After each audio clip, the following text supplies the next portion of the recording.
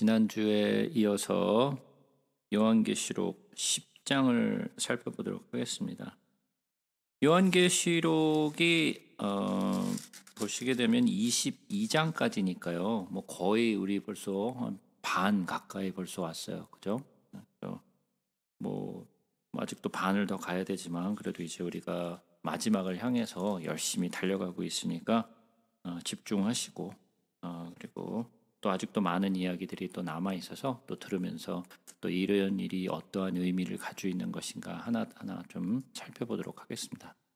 먼저 말씀을 좀 읽고 그다음에 또 살펴보도록 하겠습니다. 내가 또 보니 힘센 다른 천사가 구름을 입고 하늘에서 내려오는데 그 머리 위에 무지개가 있고 그 얼굴은 해 같고 그 발은 불기둥 같으며 그 손에는 펴놓은 작은 두루마리를 들고 그 오른발은 바다를 밟고 왼발은 땅을 밟고 사자가 부르짖는 것 같이 큰 소리로 외치니 그가 외칠 때에 일곱 우레가 그 소리를 내어 말하더라. 일곱 우레가 말을 할 때에 내가 기록하려고 하다가 곧 들으니 하늘에서 소리가 나서 말하기를 일곱 우레가 말한 것을 임봉하고 기록하지 말라 하더라. 내가 본 바 바다와 땅을 밟고 서 있는 천사가 하늘을 향하여 오른손을 들고 세세토록 살아계신 이 곧 하늘과 그 가운데에 있는 물건이며 땅과 그 가운데에 있는 물건이며 바다와 그 가운데에 있는 물건을 창조하신 이를 가리켜 맹세하여 이르되 지체하지 아니하리니 일곱째 천사가 소리내는 날 그의 나팔을 불려고 할 때에 하나님의 그의 종 선지자들에게 전하신 복음과 같이 하나님의 그 비밀이 이루어지리라 하더라. 하늘에서 나서 내게 들리던 음성이 또 내게 말하여 이르되 내가 가서 바다와 땅을 밟고 서 있는 천사의 손에 펴놓인 두루마리를 가지라 하기로 내가 천사에게 나아가 작은 두루마리를 달라 한즉 천사가 이르되 갖다 먹어버리라. 내 배에는 쓰나 내 입에는 꿀같이 달리라 하거늘 내가 천사의 손에서 작은 두루마리를 갖다 먹어버리니 내 입에는 꿀같이 타나 먹은 후에 내 배에서는 쓰게 되더라.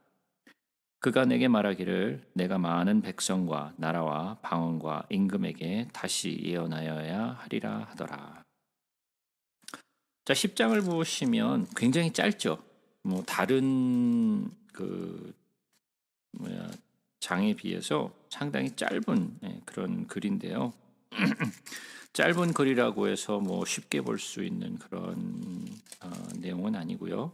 우리가 이 말씀을 통해서 이 10장에서 주고 있는 또 말씀이 또 어떤 말씀이 있는지 또 우리가 그냥 보면서 그냥 혹시 지나친 것은 아니었는지 뭐 그런 것들을 좀 살펴보도록 하겠습니다. 첫 번째 보니까 내가 또 보니 힘센 다른 천사가 구름을 입고 하늘에서 내려오는데 그 머리 위에 무지개가 있고 그 얼굴은 해 같고 그 발은 불기둥 같으며 그랬어요. 요한 사도가 어떤 천사를 봤는데 이 천사는 힘센 다른 천사라고 얘기를 했고요.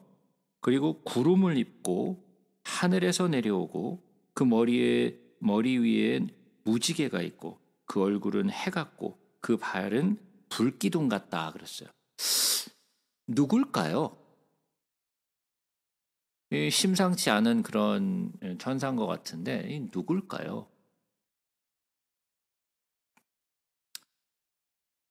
다른 천사들과는 좀 다르게 좀 자세하게 이 천사의 모습이 기록되어 있는데 다른 천사들은 이렇게 좀 디테일하게 표현되지도 않았을 뿐더러 구름을 입거나 머리에 무지개를 가지고 있거나 해 같은 얼굴을 가지고 있고 불기둥 같은 발을 가지고 있고 뭐 손에는 작은 그 두루마리를 가지고 있고 바다와 땅을 밟고 있고 음성이 막 일곱 우레의 소리와 같고 좀 생각과는 다르게 이 천사는 좀 다른 부분이 좀 많이 있는 것 같아요. 그러면 우리가 이 존재가 누군가라는 것을 우리가 좀 살펴보자고요. 첫 번째 나온 것이 힘이 센 천사다라고 했고요. 힘이 센 다른 천사라고 얘기를 했고 구름을 입었다. 그랬어요. 구름을 입었다. 그럼 우리가 출애굽기로 한번 잠깐 가볼까요? 출애굽기 16장으로 한번 가볼까요? 출애굽기 16장 10절을 한번 보겠습니다. 아론이 이스라엘 자손의 온 회중에게 말하매 그들이 광야를 바라보니 여호와의 영광이 구름 속에 나타나더라 그랬어요. 뭐가 나타난다고요? 여호와의 영광이 구름 속에서 나타났다라고 얘기해요. 그죠? 마찬가지로 우리가 한번 사도행전으로 한번 이번엔 가보겠습니다. 사도행전 1장으로 한번 가서 보겠습니다. 사도행전 1장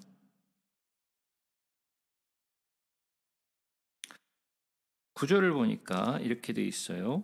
이 말씀을 마치시고 그들이 보는데 올려져 가시니 구름이 그를 가려 보이지 않게 하더라. 그 예수님이 그 승천하실 때의 모습이죠. 그런데 그 승천하실 때의 모습이 구름이 그를 가리었다 그랬어요. 구름 속에서 하나님의 영광이 나타나고 또 구름이 예수 그리스도의 그 승천하는 것을 가리웠다라고 얘기를 하고 있어요.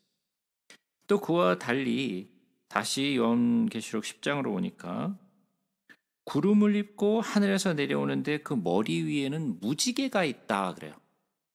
무지개. 무지개 하면은 우리가 생각나는 게 뭐 있죠? 우리가 생각할 수 있는 것은 노아의 방주를 생각할 수 있겠죠? 노아의 방주에서 나온 이후에 그가 하나님의 약속을 받고 그 다음에 거기에 하나님이 더 이상 이 땅을 멸하지 아니하시겠다 하시면서 하나님이 약속을 하셨죠. 그죠? 그때 나왔던 것이 그 창세기 9장의 이야기죠. 그래서 창세기 9장으로 가서 보시면 창세기 9장 12절부터 보시면 하나님이 이르시되 내가 나와 너희와 및 너희와 함께하는 모든 생물 사이에 대대로 영원히 세우는 언약의 증거는 이것이니라. 내가 내 무지개를 구름 속에 두었나니 이것이 나와 세상 사이의 언약이 증거니라. 내가 구름으로 땅을 덮을 때 무지개가 구름 속에서 나타나면 내가 나와 너희와 및 육체를 가진 모든 생물 사이에 내 언약을 기억하리니 다시는 물이 모든 육체를 멸하는 홍수가 되지 아니할지라. 무지개가 구름 사이에 있으리니 내가 보고 나 하나님과 모든 육체를 가진 땅 모든 생물 사이에 영원한 언약을 기억하리라. 그래서 하나님이 언약의 증표로 보여주셨던 것이 무지개였죠. 근데 요한계시록 4장으로 가서 보시면 요한계시록 4장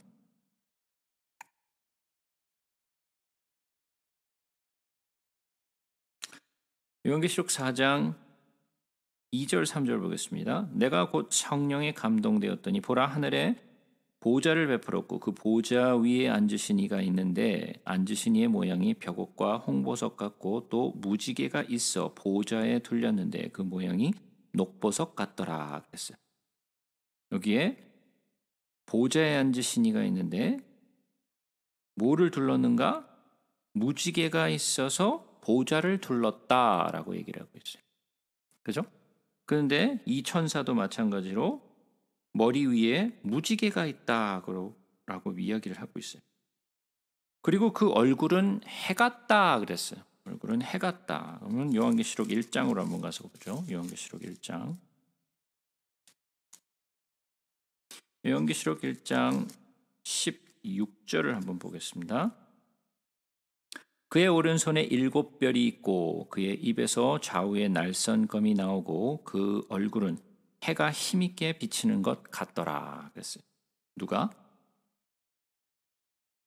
예수가. 그렇죠? 해 같은 얼굴을 하고 있었어요. 또 요한계시록 1장 15절을 보시게 되면 그의 팔은 풀무불에 단련한 빛난 주석 같고 그의 음성은 많은 물소리와 같으며 그랬어요. 그의 발은 어떻다고요? 풀무 불에 단련한 빛난 주석 같다 그랬어요. 그런데 이 천사는 어때요? 그 발은 불기둥 같다 그랬어요. 그리고 또 이 천사는 손에 작은 책을 가지고 있죠. 작은 두루마리를 들고 있다 그랬어요. 그럼 작은 두루마리를 들고 있다. 그러면 요한계시록 5장으로 한번 가볼까요? 요한계시록 5장 5절부터 한번 봅니다. 장로 중에 한 사람이 내게 말하되 울지 말라. 유다 지파의 사자 다윗의 뿌리가 이겼으니 그 두루마리와 그 일곱인을 떼시리라 하더라. 내가 또 보니 보좌와 네 생물과 장로들 사이에 한 어린 양이 서 있는데 일찍이 죽임을 당한 것 같더라. 그에게 일곱 뿔과 일곱 눈이 있으니 이 눈들은 온 땅에 보내심을 받은 하나님의 일곱 영이더라. 그 어린 양이 나와서 보좌에 앉으신 이의 오른손에서 두루마리를 취하시니라 그랬어요. 자, 그럼 이 천사는 이 힘센 다른 천사가 뭐를 갖고 있어요? 작은 두루마리를 들고 있죠.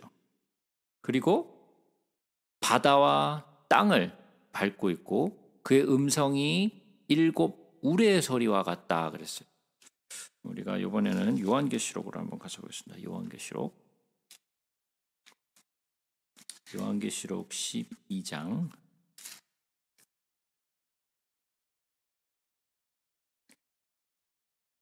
요한계시록 12장 28절부터 봅니다.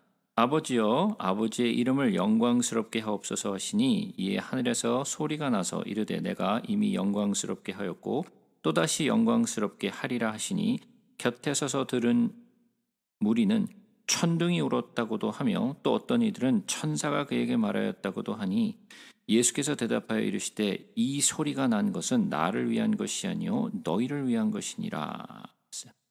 무슨 소리가 났어요? 천둥 소리 같은 소리가 났다. 우레소리와 같다는 이야기가 똑같은 얘기죠. 자, 그러면 이 힘센 다른 천사의 모습을 보니까 뭘 닮았나요? 예? 뭘 닮은 것 같으세요?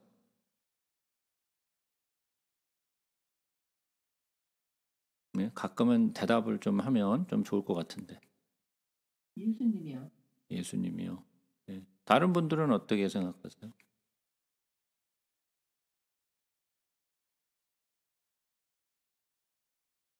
예? 이 집사님이나 동숙 집사님은 어떻게 생각하세요? 뭐 같이 보이세요?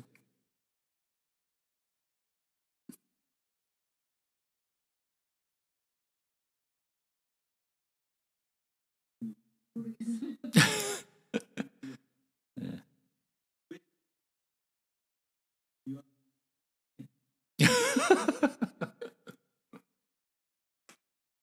이거는 말씀을 통해서 깨달아서 하는 게 아니라 이렇게 통밥과 이런 눈치로 그냥 때려서 그냥 이해를 하는 거예요.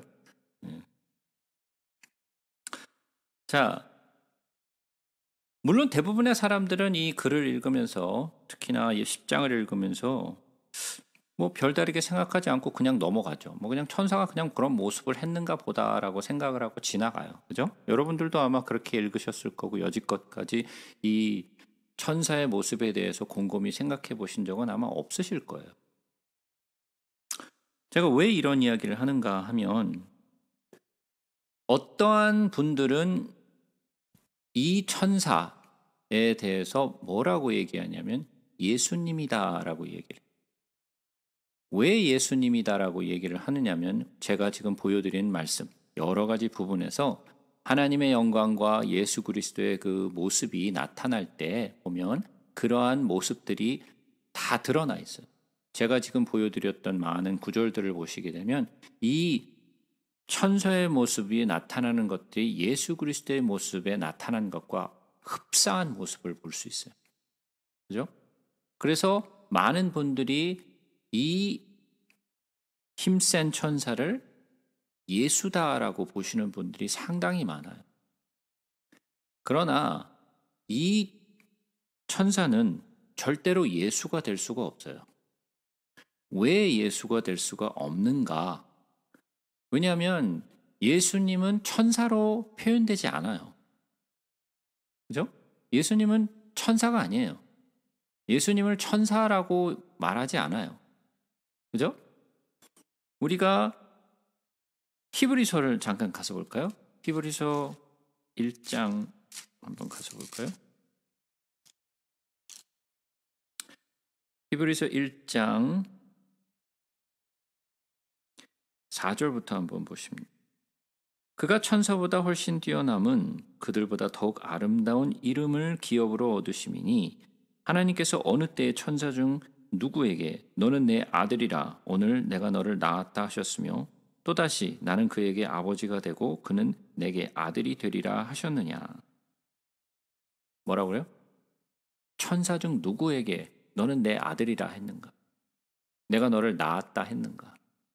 예수님을 보고 그렇게 표현하신 적은 단 한 번도 없죠. 그죠? 그렇기 때문에 이 힘센 천사는 결코 예수님이 될 수 없어요. 그러니까 어떤 분들이 예수다라고 얘기를 하시게 되면 물론 그것에 대해서 꼭 또박또박 반박하고 하실 필요는 없지만 이것은 절대로 예수가 될 수 없다라는 것이 우리가 성경 전체에서 나오는 내용과 일맥상통하기 때문에 그렇다라고 이해를 해주시면 될 것 같아요. 그리고 또한 이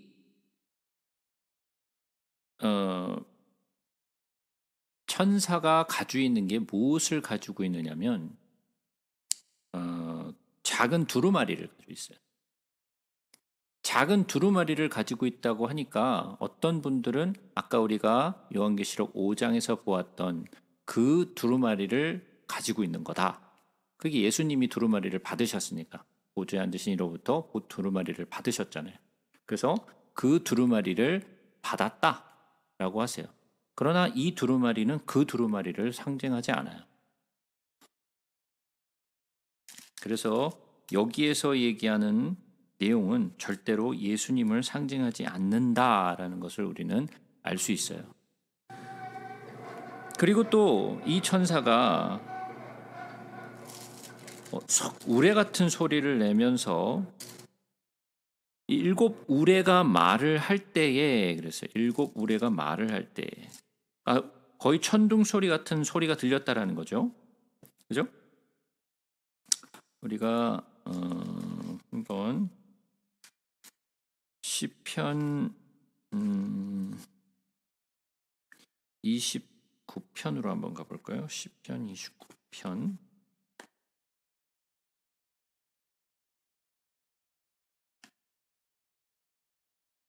시편 29편을 보시게 되면 여기에서 어떤 내용이 나와 있는가 하면 여호와의 소리라는 이야기가 나와요. 여호와의 소리.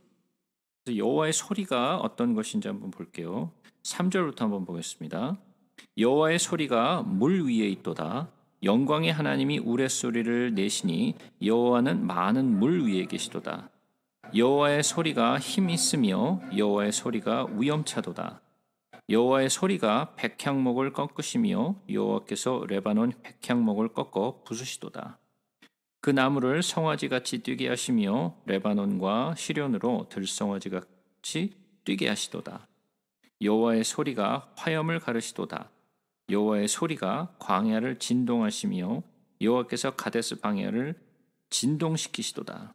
여호와의 소리가 암사슴을 낙태하게 하시고 삼림을 맑게 벗기시니 그의 성전에서 그의 모든 것을 말하기를 영광이라 하도다. 그랬어요. 여기서 뭐가 계속해서 나오죠? 여호와의 소리, 여호와의 소리, 여호와의 소리, 여호와의 소리, 여호와의 소리, 여호와의 소리. 계속해서 여호와의 소리가 나오죠. 그죠?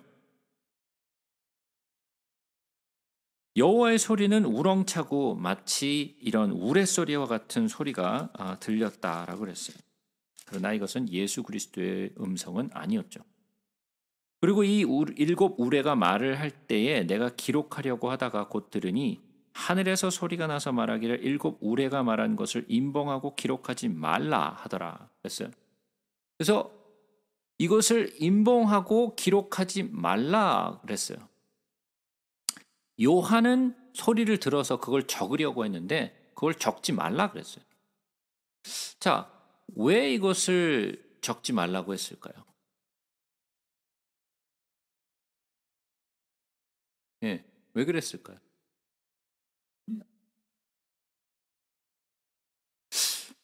우리가 다니엘서 잠깐 가볼까요? 다니엘서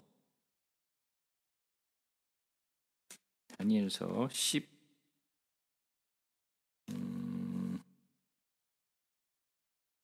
2장인가요?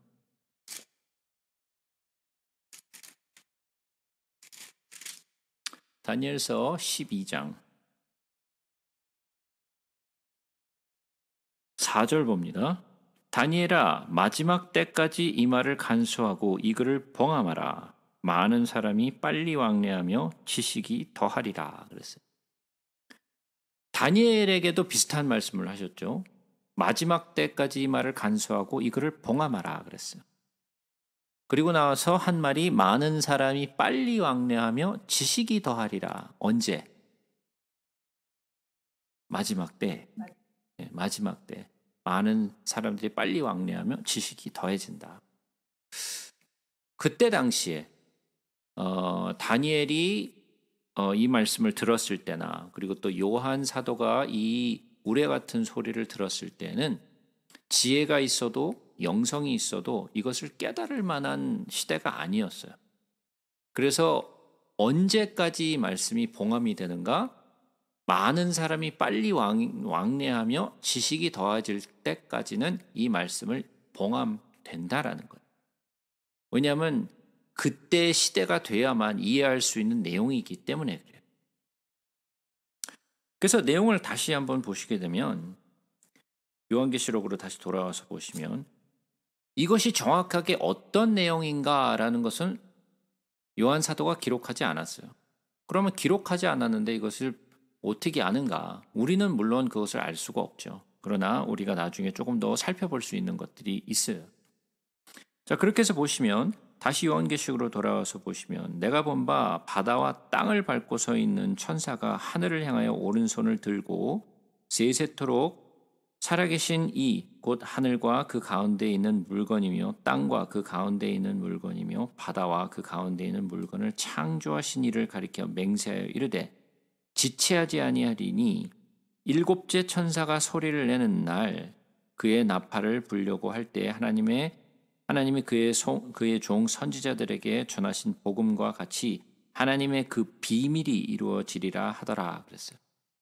자, 그러면 일곱 천사의 소리가 내는 날 그 나팔이 불려질 때에 자, 그럼 일곱째 천사가 소리를 내는 때는 우리가 잘 알고 있듯이 여호와의 나팔, 마지막 나팔, 일곱째 나팔. 예? 우리가 알고 있는 성도들의 휴거가 되는 그때죠.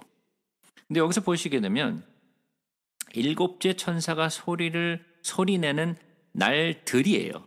날이라고 되어 있는데 날들이에요. 그래서 영어를 보시게 되면 in the days of the trumpet call라고 되어 있어요. 그죠?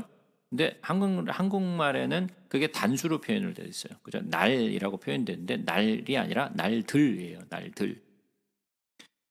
그의 나팔을 불려고 할 때 하나님의 종 선지자들에게 전하신 복음과 같이 하나님이 그의 종 선지자들에게 전하신 복음과 같이 하나님의 그 비밀이 이루어지리라. 자, 그러면 하나님의 비밀이 뭘까요? 하나님의 비밀, 지체하지 않고 이루어질 하나님의 비밀이 뭘까요? 성경 속에 기록된 하나님의 비밀은 뭘까요? 우리가 좀 몇 군데를 좀 살펴보죠. 일단 우리가 이번에는 로마서로 한번 가서 보겠습니다. 로마서 11장으로 한번 가볼까요? 로마서 11장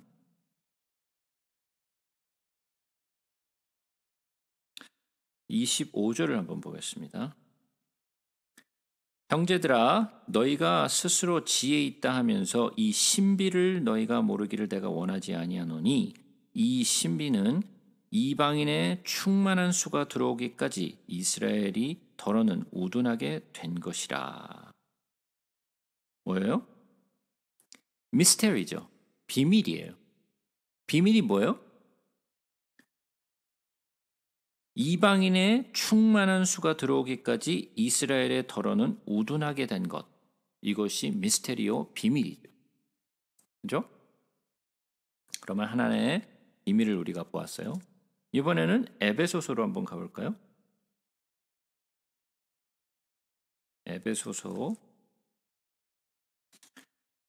3장으로 한번 가서 보겠습니다. 에베소서 3장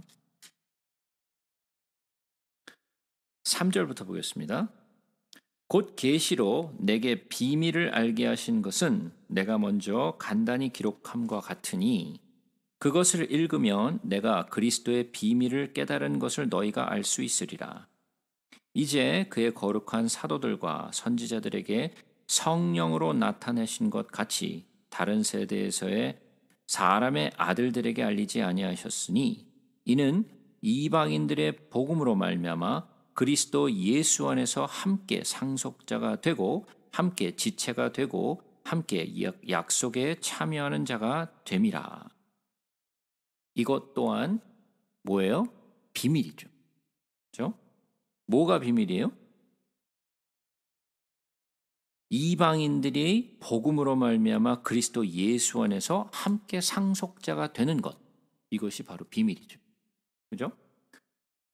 또 다른 곳을 한번 살펴볼까요? 이번에는 골로새서로 한번 가서 보겠습니다. 골로새서 1장입니다.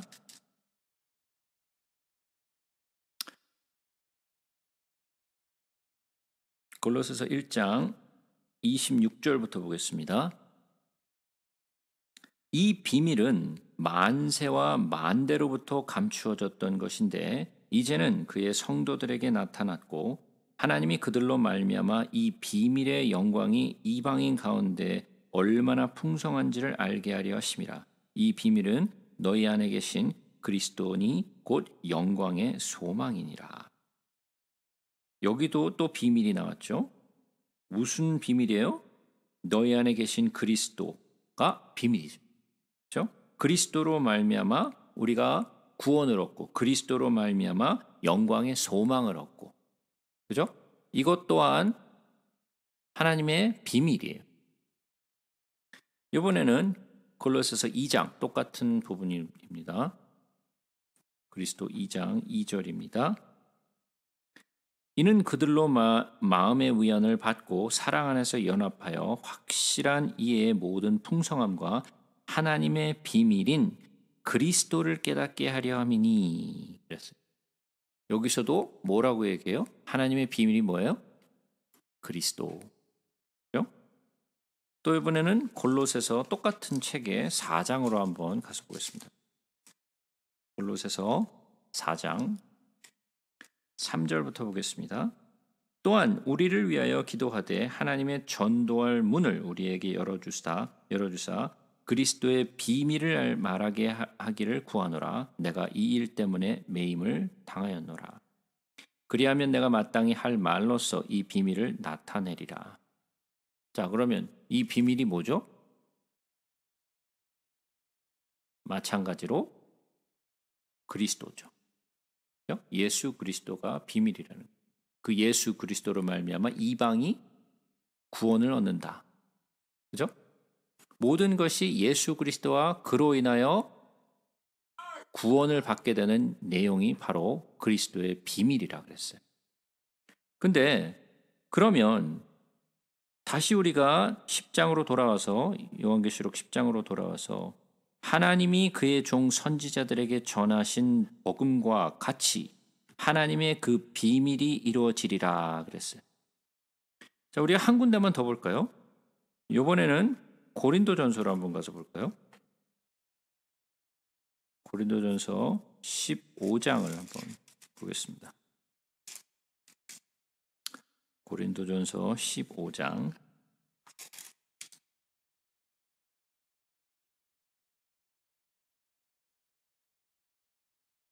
50절부터 한번 보겠습니다. 형제들아, 내가 이것을 말하노니 혈과 육은 하나님 나라를 이어받을 수 없고 또한 썩는 것은 썩지 아니하는 것을 유업으로 받지 못하느니라. 보라, 내가 너에게 비밀을 말하노니 우리가 다 잠잘 것이 아니요 마지막 나팔에 순식간에 호련히 다 변화되리니 나팔 소리가 나매 죽은 자들이 썩지 아니할 것으로 다시 살아나고 우리도 변화되리라. 이 썩을 것은 반드시 썩지 아니할 것을 입겠고 이 죽을 것이 죽지 아니함을 입으리로다. 이 썩을 것이 썩지 아니함을 입고 이 죽을 것이 죽지 아니함을 입을 때에는 사망을 삼키고 이기리라고 기록된 말씀이 이루어지리라. 여기에도 뭐가 나와요? 비밀이 나오죠. 자, 그러면 우리가 한번 총정리를 한번 해보자고요. 예수 그리스도로 말미암아 이방이 구원을 얻는다. 그죠? 그 구원의 완성은 언제 되는가? 바로 우리가 예수 그리스도를 다시 만나고 7번째 나팔이 불려질 때 우리가 믿는 자들이, 성도들이 썩지 않을 것으로 갈아입고 그리고 예수 그리스도를 만나는 이야기죠. 자, 그것이 바로 하나님의 비밀이라는. 그러니까 우리가 성경을 읽으면서 선지자들에게 전하신 복음과 같이 그 하나님의 비밀이 이루어지리라 하더라 그러면서 하나님의 비밀이 뭔지 생각해 보지 않고 그냥 그런 게 있나 보지, 비밀이 있나 보다 그러고 그냥 스쳐 지나가는 경우가 태반이죠.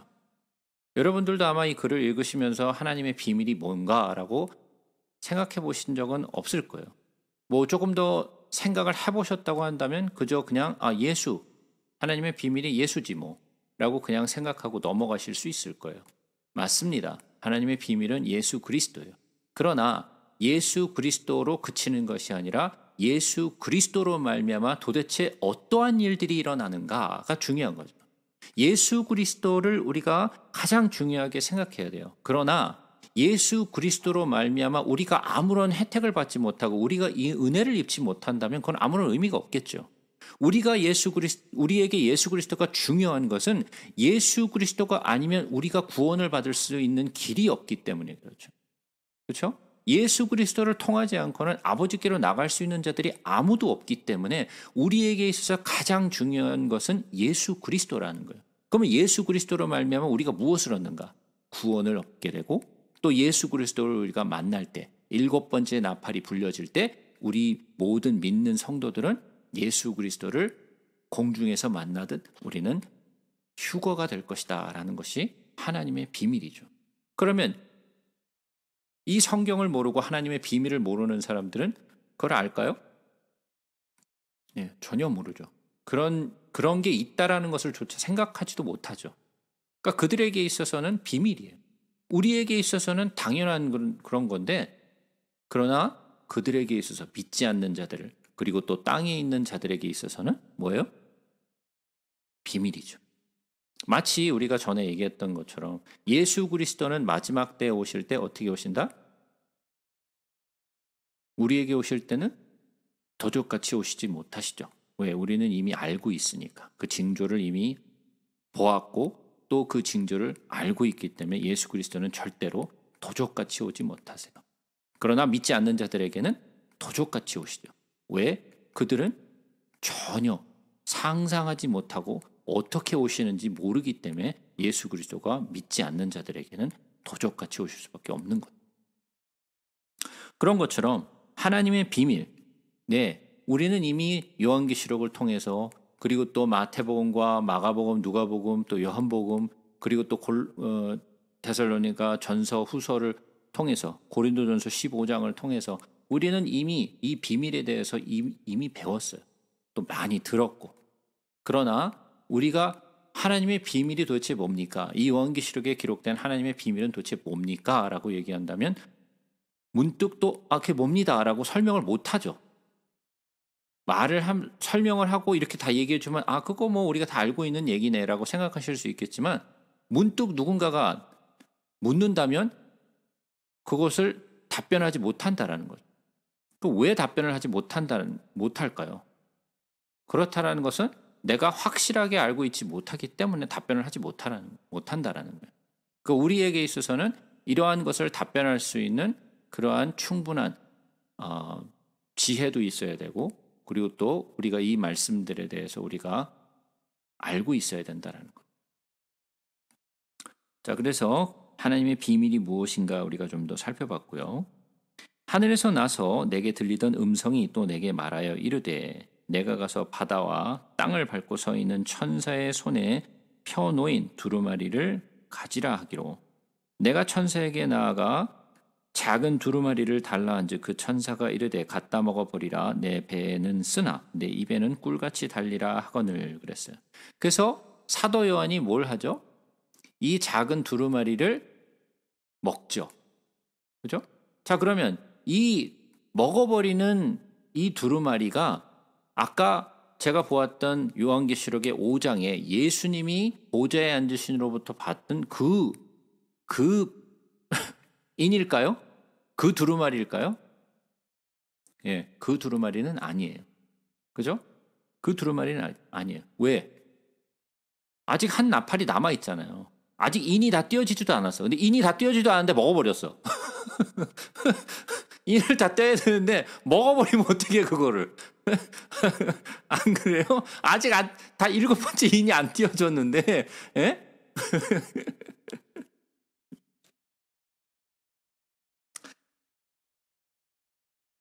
자, 어쨌든 내용을 보시게 되면 이 두루마리에 대해서 좀 우리가 좀 살펴보도록 하죠. 우리가 시편으로 한번 가서 보겠습니다. 시편 119편.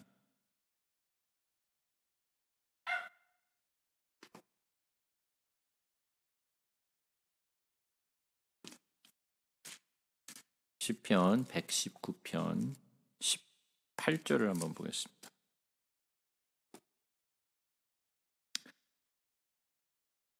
내 눈을 열어서 주의 율법에 놀라운 것을 보게 하소서. 내 눈을 열어서 주의 율법에 놀라운 것을 보게 하소서. 자, 우리 한번 요 말씀을 곰곰이 한번 생각해 볼게요. 우리가 평소에도 하나님의 말씀을 읽고 교회에서 예배 볼 때도 성경을 읽고 내 개인의 시간에도 성경을 읽어요. 우리가 같이 이렇게 모여서 성경을 같이 나눌 때에도 성경을 또 읽어요. 그런데 성경을 읽으면 다 이해가 되나요? 예, 성경을 읽을 때 이해가 다 되면 얼마나 좋겠어요. 그죠? 그러나 우리가 이해하고 읽는 것보다 이해하지 못하고 읽을 때가 훨씬 더 많죠. 그러니까 우리가 함께 모여서 이런 말씀을 또 배우고 나누고 하는 거잖아요. 그 말씀이 도대체 어떠한 뜻인가를 우리가 또 깨닫기 위해서 그리고 또 배우기 위해서 함께 이렇게 말씀을 나누잖아요. 그런데 보면 내 눈을 열어서 주의 율법에 놀라운 것을 보게 하소서라고 기도했어요. 자, 우리의 기도의 내용에도 이러한 부분이 있어야 되는 거예요. 우리가 맨날 화요일 저녁 되면 성경 말씀 나눔 있는데 그냥 가서 그냥 앉아 있으면 되지 그럼 알아서 다 설명해 주는데, 예? 내가 곰곰하게 또 이렇게 또 깨달을 필요가 있나? 예, 당연히 깨달을 필요가 있죠. 왜냐하면 선생인 저도 마찬가지로 하나님의 말씀을 깨달아야 되는 거고, 그렇다고 해서 제가 다 깨닫는가? 저는 다 깨닫는 건 아니죠. 제가 깨닫는 부분에 대해서는 설명을 드리지만 제가 깨닫지 못하는 부분에 대해서는 제가 설명드릴 수가 없잖아요. 그렇다고 해서 하나님이 저에게만 깨달음을 주시는가? 절대로 그렇지 않죠. 아니면 우리 모두에게 깨달음을 주세요. 그죠? 깨달음을 목사님에게만 주는 것이 아니에요. 전도사님에게 주는 것도 아니고 어떠한 특정한 사역자들에게만 말씀의 지혜를 주시는 게 아니잖아요. 하나님의 말씀의 지혜는 우리 모두에게 허락된 것이고, 또 우리가 그 율법, 하나님의 말씀을 깨닫기 위해서 하나님 나의 눈을 열어주셔서 하나님의 말씀을 깨닫게 하시고 놀라운 것을 보게 하옵소서. 예, 그것이 우리의 기도의 내용이 되어야 되겠죠. 그죠? 이번에는 똑같이 시편 119편 이번에는 130절을 해보겠습니다. 130절. 주의 말씀을 열면 빛이 비추어 우둔한 사람들을 깨닫게 하나이다. 우둔한 사람들을 깨닫게 하나이다. 우둔한 사람들이 누굴까요?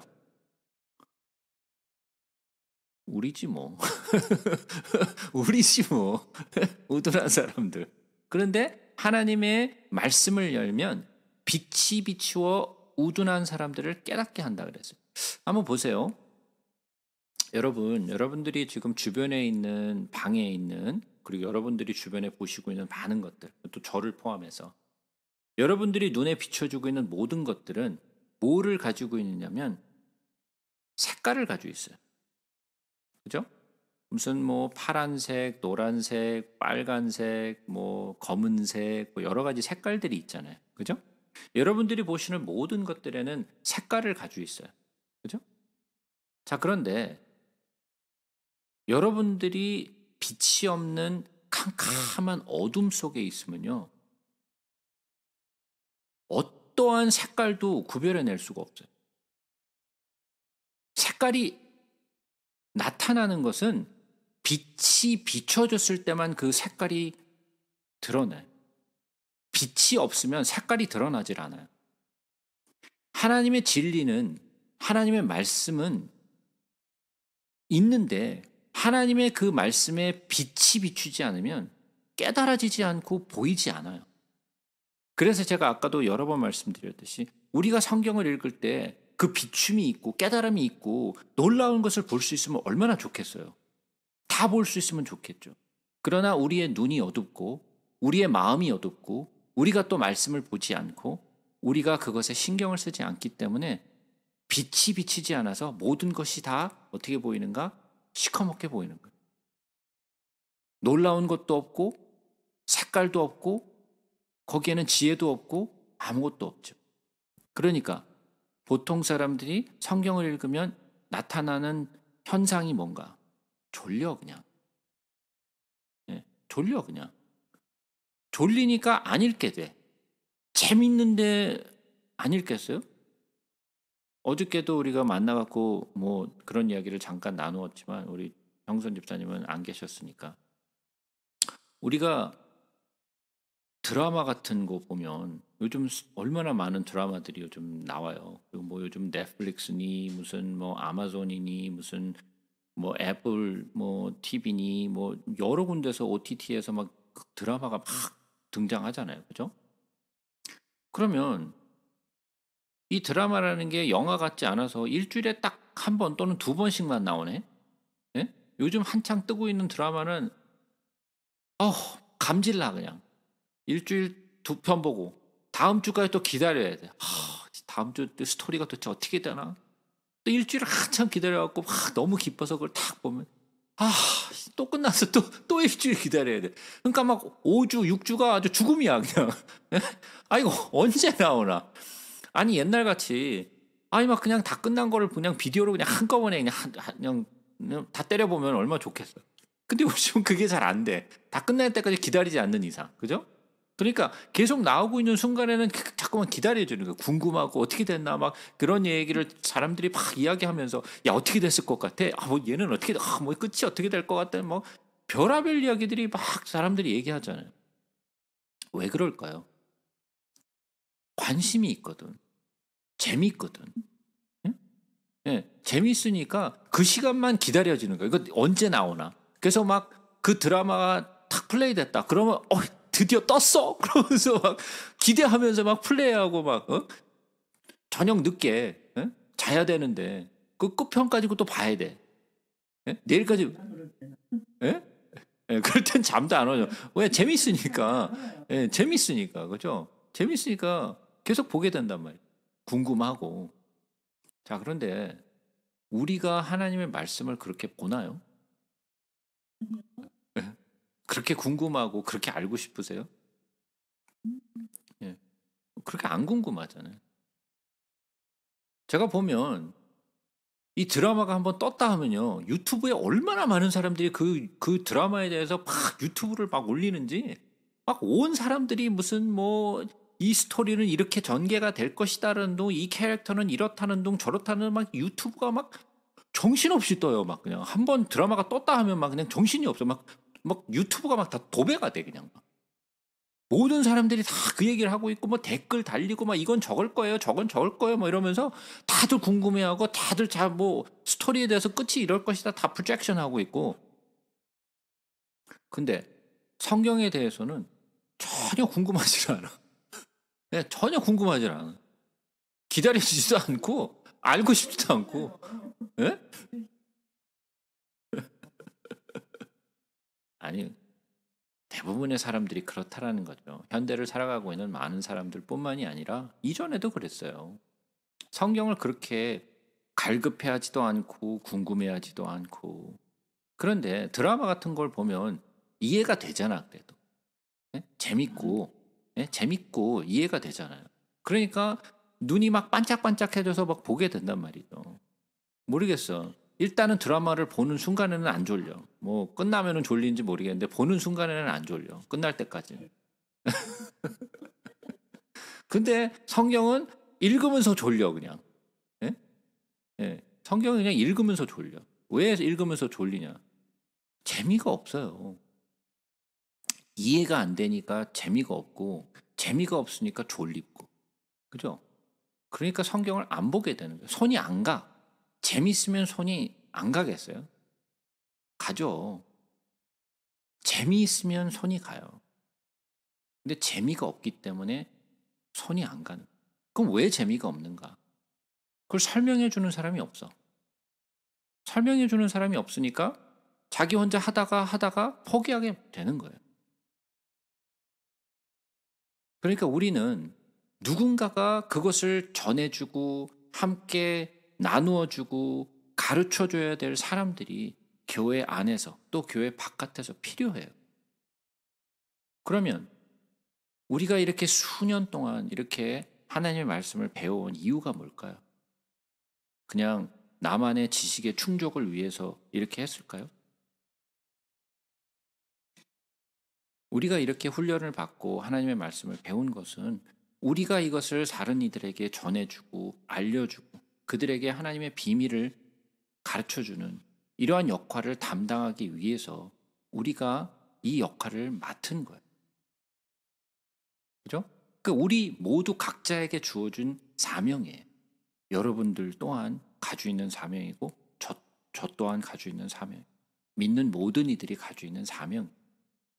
그래서 우리는 하나님의 율법을 깨달을 수 있는 지혜를 하나님께 구해야 되고 그리고 또 하나님의 말씀에 빛이 비춰서 우리 마음속에 이 어두움을 비추어서 하나님의 말씀의 지혜를 깨닫게 돼야 되겠죠. 이번에는 고린도 후서를 한번 가서 보겠습니다. 고린도 후서 10장으로 한번 가서 보겠습니다.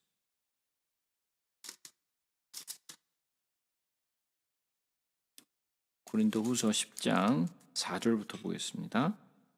우리의 싸우는 무기는 육신에 속한 것이 아니요 오직 어떤 견고한 진도 무너뜨리는 하나님의 능력이라. 모든 이론을 무너뜨리며 하나님 아는 것을 대적하여 높아진 것을 다 무너뜨리고 모든 생각을 사로잡아 그리스도에게 복종하게 하니. 뭐라고요? 모든 생각을 사로잡아 그리스도에게 복종하게 한다라는. 하나님의 말씀을 깨달으면 우리는 우리의 생각과 이론과 하나님을 아는 것에 높아진 모든 것을 다 무너뜨리게 돼 있어요. 하나님의 말씀을 진짜 깨달으면.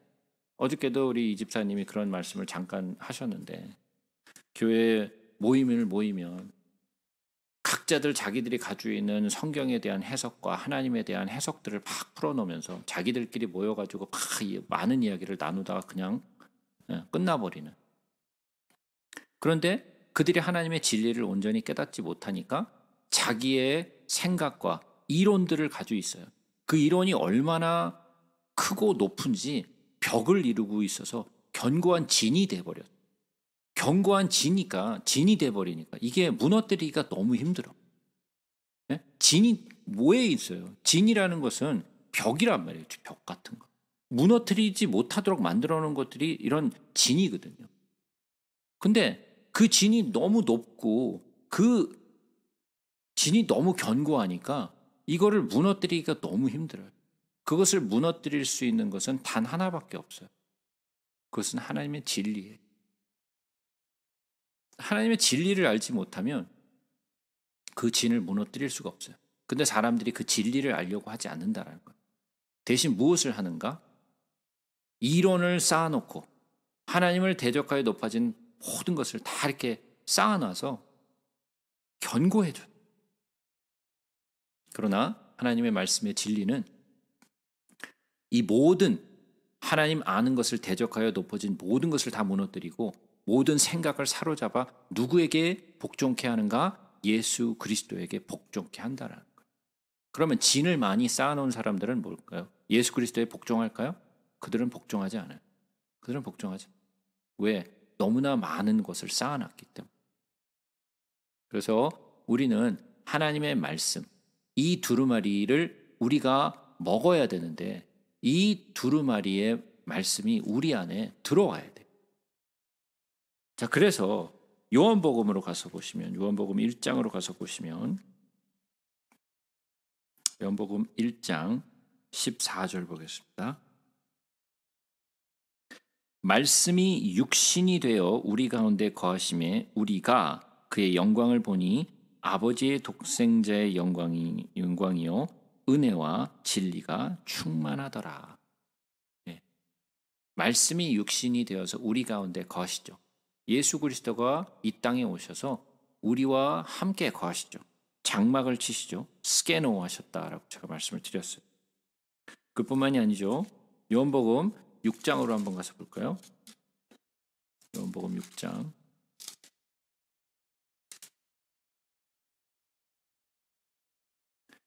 53절부터 봅니다. 예수께서 이르시되 내가 진실로 진실로 너희에게 이르노니 인자의 살을 먹지 아니하고 인자의 피를 마시지 아니하면 너희 속에 생명이 없느니라. 내 살을 먹고 내 피를 마시는 자는 영생을 가졌고 마지막 날에 내가 그를 다시 살리리니 내 살은 참된 양식이요 내 피는 참된 음료로다. 내 살을 먹고 내 피를 마시는 자는 내 안에 거하고 나도 그의 안에 거하나니 살아계신 아버지께서 나를 보내심에 내가 아버지로 말미암아 사는 것 같이 나를 먹는 그 사람도 나로 말미암아 살리라. 이것은 하늘에서 내려온 떡이니 조상들이 먹고도 죽은 그것과 같이 아니하여 이 떡을 먹는 자는 영원히 살리라. 예수 그리스도는 하늘에서 내려오신 떡이죠. 그래서 예수 그리스도께서 말씀하시되 내 살을 먹고 내 피를 마시지 아니하면 나와 상관이 없다라고 말씀을 했어요. 그러면 하나님의 말씀, 하나님의 말씀이신 예수 그리스도가 우리 안에 거해야 하는가? 네, 거해야 돼요. 거하지 않는 것은 예수 그리스도와 동참하지 아니하고 예수 그리스도와 하나가 되지 못한 것. 그죠? 그래서 우리는 이 두루마리를 먹어야 돼요. 이 두루마리를 먹어서 어떻게 되는가? 다시 요한계시록으로 돌아오시면 내가 천사에게 나아가 작은 두루마리를 달라 한즉 누가 달라 그랬어요? 요한이 달라 그랬어요. 요한이 달라라고 얘기를 해서 그래서 뭐라고 그랬는가? 천사가 이르되 갖다 먹어버리라. 그냥 가지고 있는 것이 아니라 갖다 먹어버리라 그랬어요. 그래서 이것을 먹어버렸어요. 그랬더니 내 배에는 쓰나 내 입에는 꿀같이 달리라 하거늘 그래요. 자, 여기서 두루마리를 달라 해가지고 이것을 먹었는데 내 배에는 쓰다 그랬어요. 내 배에는 쓰다. 자, 내 배는 우리가 이렇게 우리 나이가 들면서 제일 이렇게 살이 드는 데가 배잖아요, 배. 예? 제일 많이 고민하는 부분이 또 배고. 그죠? 근데 이 배는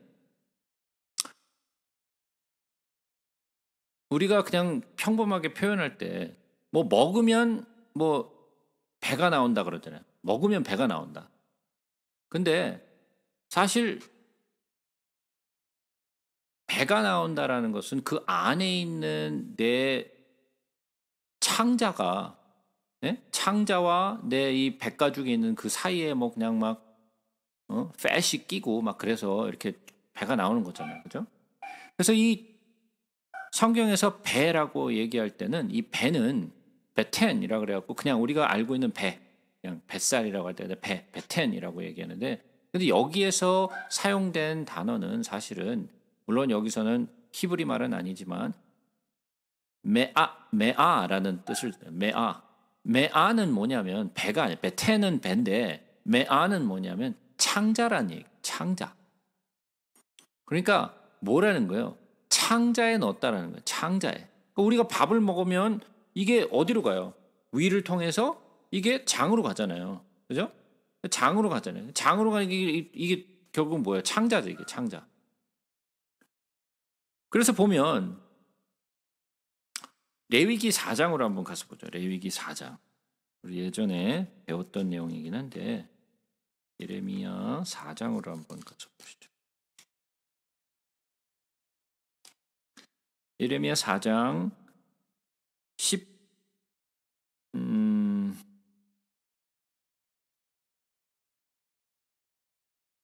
19절 한번 보죠. 예레미야 4장 19절. 슬프고 아프다. 내 마음속이 아프고 내 마음이 답답하여 잠잠할 수 없으니 이는 나의 심령이 나팔소리와 전쟁의 경보를 들음이로다. 그랬어요.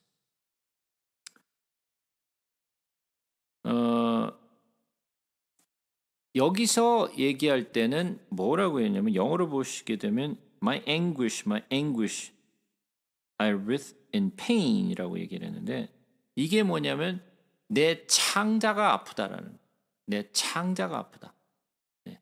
여기서 얘기하는 것도 마찬가지로 메앗, 네. 창자가 아프다라는. 우리가 알고 있는 것 가운데 이런 비슷한 이야기가 어딘가에 있었어요. 기억나시나요? 응? 우리 에스겔서로 한번 가볼까요? 에스겔서.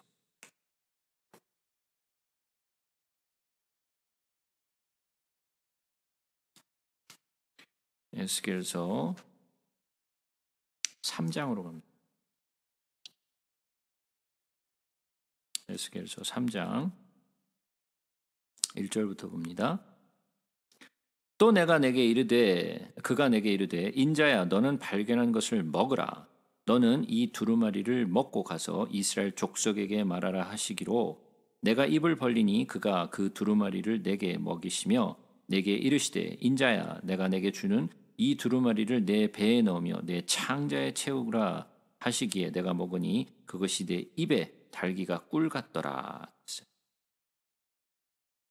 그죠? 아주 비슷한 이야기가 에스겔서에 기록이 돼 있어요. 에스겔도 뭘 먹었느냐? 두루마리를 먹었죠. 그죠?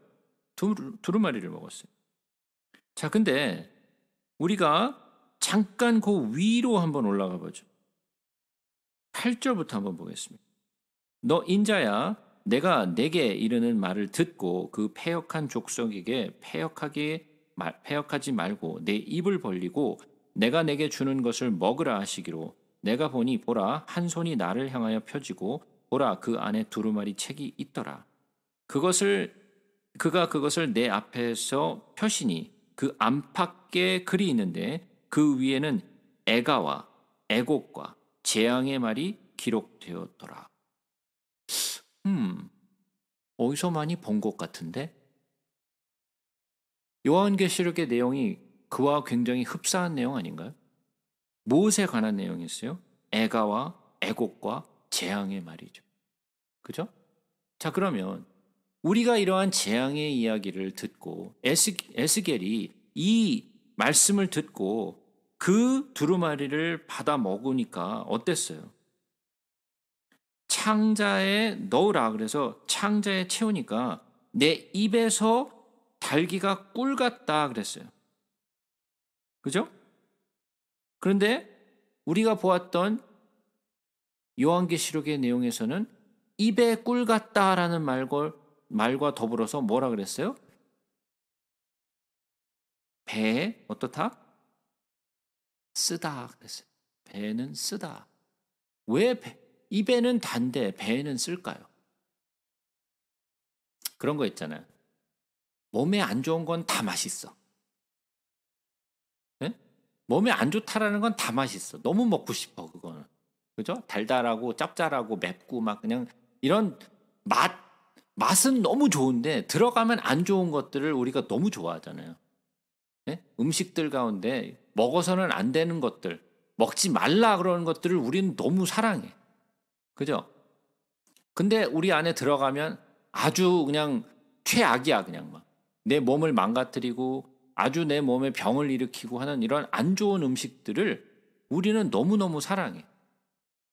그리고 의사들이 또는 뭐 이런 그 뭐죠? 건강을 챙기는 분들이 먹으라 그러는 것들은 맛도 뒤도 없어.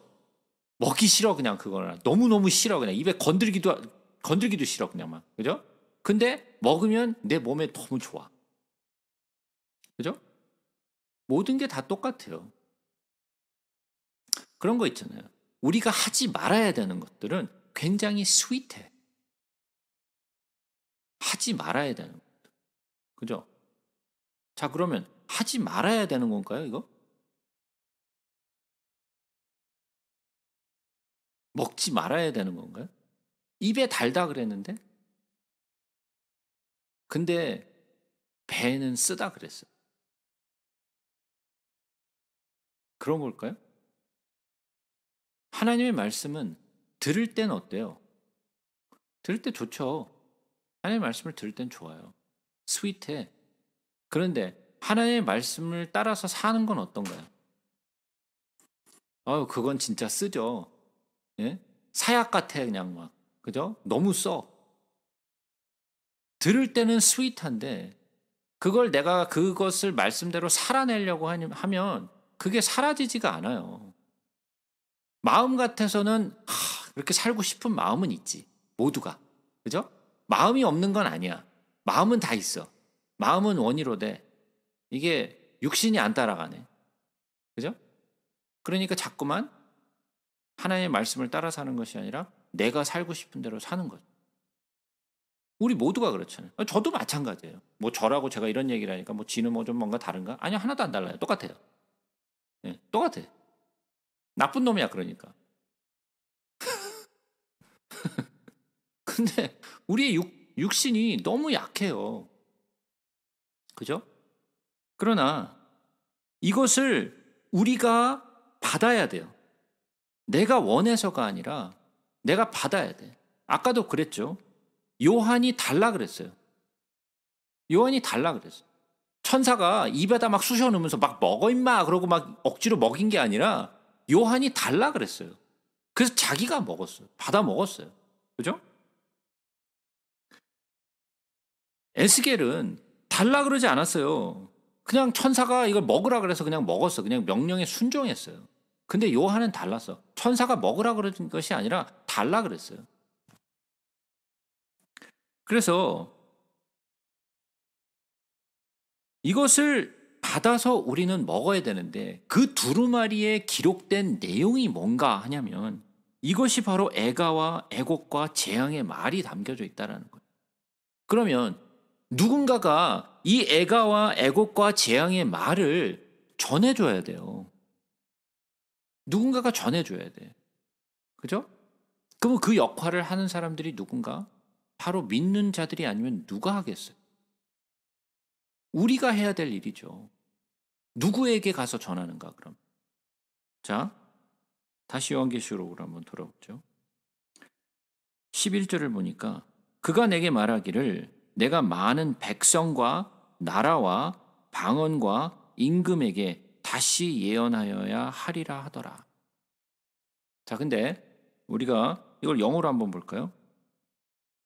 And I was told, you must again prophesy about many peoples and nations and languages and kings. 다 뭐로 돼 있죠? 다 복수예요. 다 복수 형태예요. 근데 우리 한국말에는 그게 잘 표현이 안 되죠. 그냥 백성과 나라와 방언과 임금에게 마치 단수처럼 보이는데 이것이 단수가 아니라 복수예요. 전부 다. 모든 나라와 모든 언어와 모든 백성과 모든 왕과 모든 이들에게. 그 말을 누구에게 맡기셨는가? 우리에게 맡기셨어요. 세상 사람에게 맡긴 것도 아니고 이 땅에 사는 사람들에게 맡긴 것도 아니고 천사들에게 맡긴 것도 아니에요. 그 사명을 누구에게 맡기셨는가 하냐면 여러분과 저에게 맡기셨어요.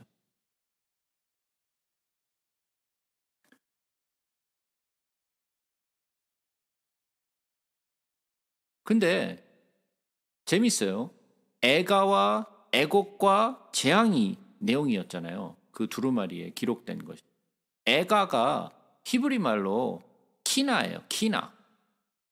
키나인데 이거는 키나라고 얘기했을 때 우리가 잠깐 배웠지만 이 히브리어에는 모음이 원래 없다 그랬잖아요, 제가. 그죠? 모음이 없다 그랬어요. 그러니까 모음을 그냥 빼버려. 모음을 빼버리면요. 이게 뭐가 되냐면 스펠링이 똑같이 나오는 게 있는데 그게 뭐냐면 가인이에요. 키나 가인 같아요. 예.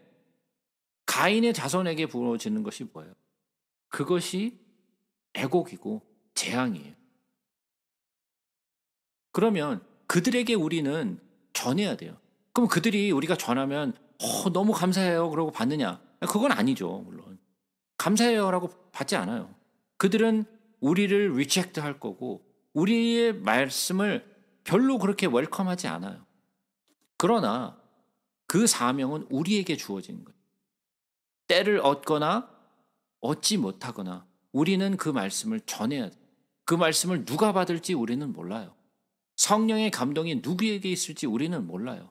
그러나 우리는 받든지 못 받든지 우리는 전해야 될 사명을 가지고 있어요. 여기서 보니까 어저께 우리 이 집사님이 그런 말씀을 하시더라고요. 우리가 같이 이렇게 배운 거 다른 장로님에게 보내주신다 그러더라고요. 그것도 마찬가지. 내가 들었어. 아, 이것 내가 깨달은 부분이 있어. 아, 이거를 누군가에게 나누고 싶다. 그래서 보내는 거예요. 그분이 받으실지 안 받으실지, 그분이 그것을 들을지 안 들을지 그건 몰라요. 그러나 내가 할 사명은 한 거예요. 이거 한번 꼭 좀 들어보세요. 그거는 받은 사람이 할지 안 할지에 대한 결정이지 내가 결정할 수는 없어요. 그러나 내가 할 수 있는 것은 뭐야? 내가 할 수 있는 것은 내가 들은 말씀, 내가 깨달은 것들을 그 사람들에게 전해주는 거예요.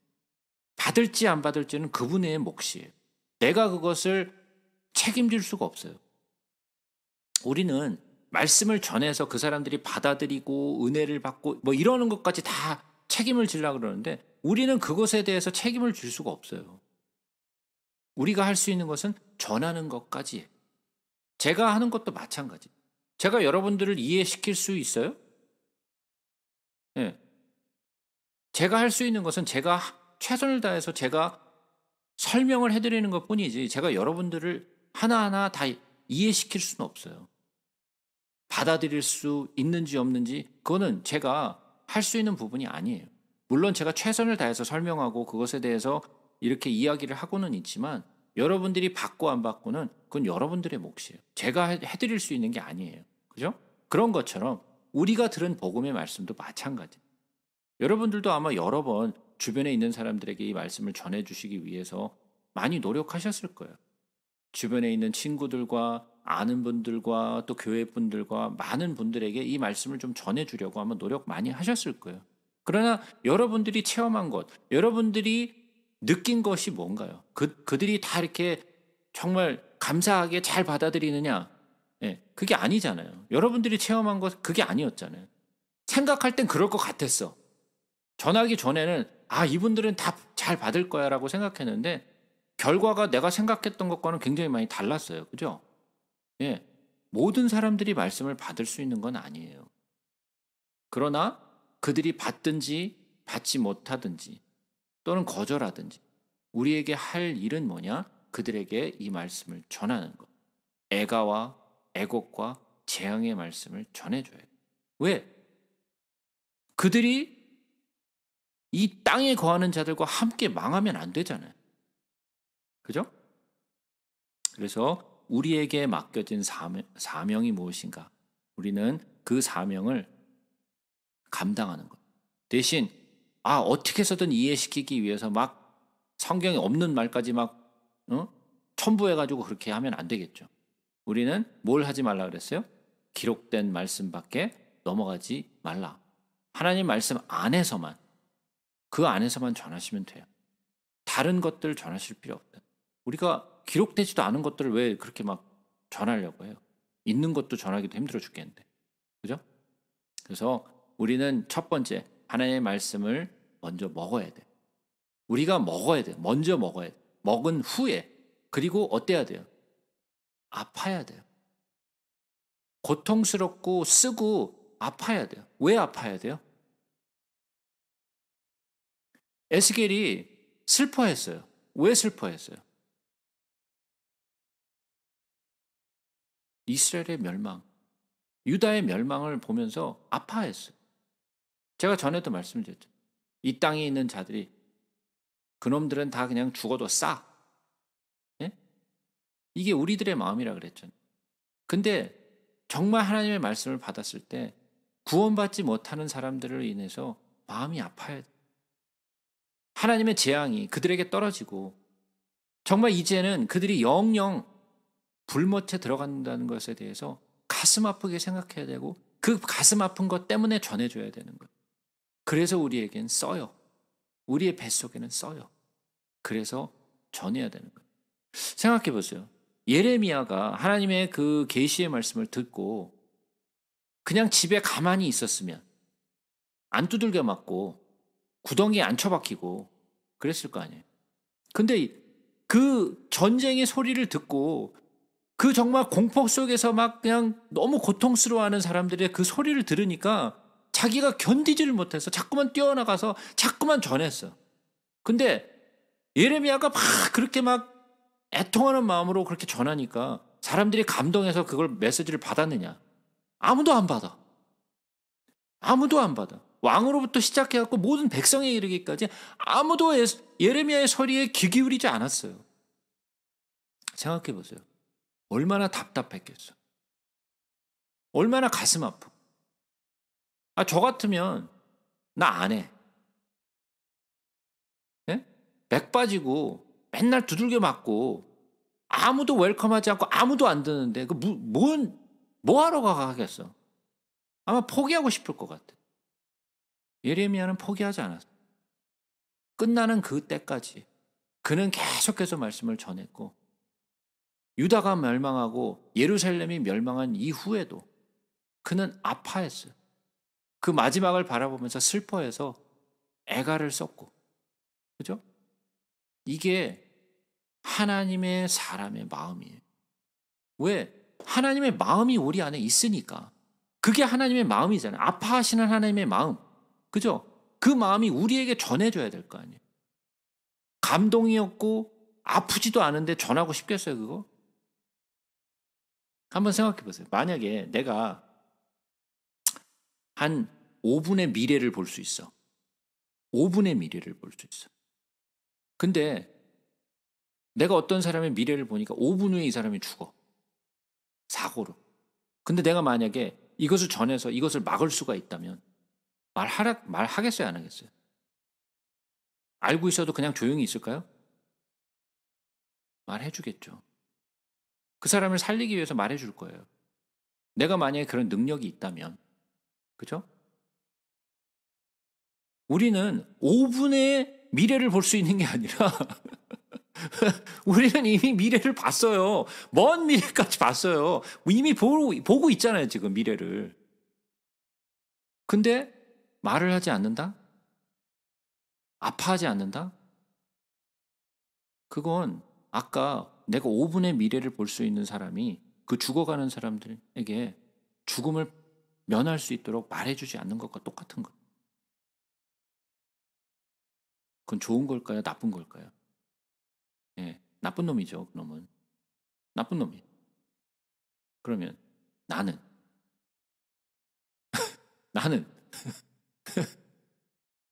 나도 나쁜 놈이 될 수 있는 거예요. 예? 전하지 않으면. 나만 알고 아무에게도 전해주지 않으면 나쁜 놈이 될 수 있는 거예요. 그러니까 우리는 먼저 그 두루마리를 갖다 먹고 그리고 내 입에는 꿀같이 달지만 먹은 후에는 배에 써야 되고, 그리고 또 이것을 거기서 멈추는 것이 아니라 많은 백성과 나라와 방언과 임금에게 다시 예언하여 하리라. 이것은 우리에게 주신 사명이. 그 어떻게 보면 이 11절이 중요한 말씀이거든요. 11절이 중요한 말씀이에요. 근데 아무도 그것을 중요하다라고 생각하지 않아요. 이 글을 읽으면서. 나에게 주셨다라는 것조차도 생각하지 않고요. 이건 뭐 남 얘기야. 내 얘기가 아니야.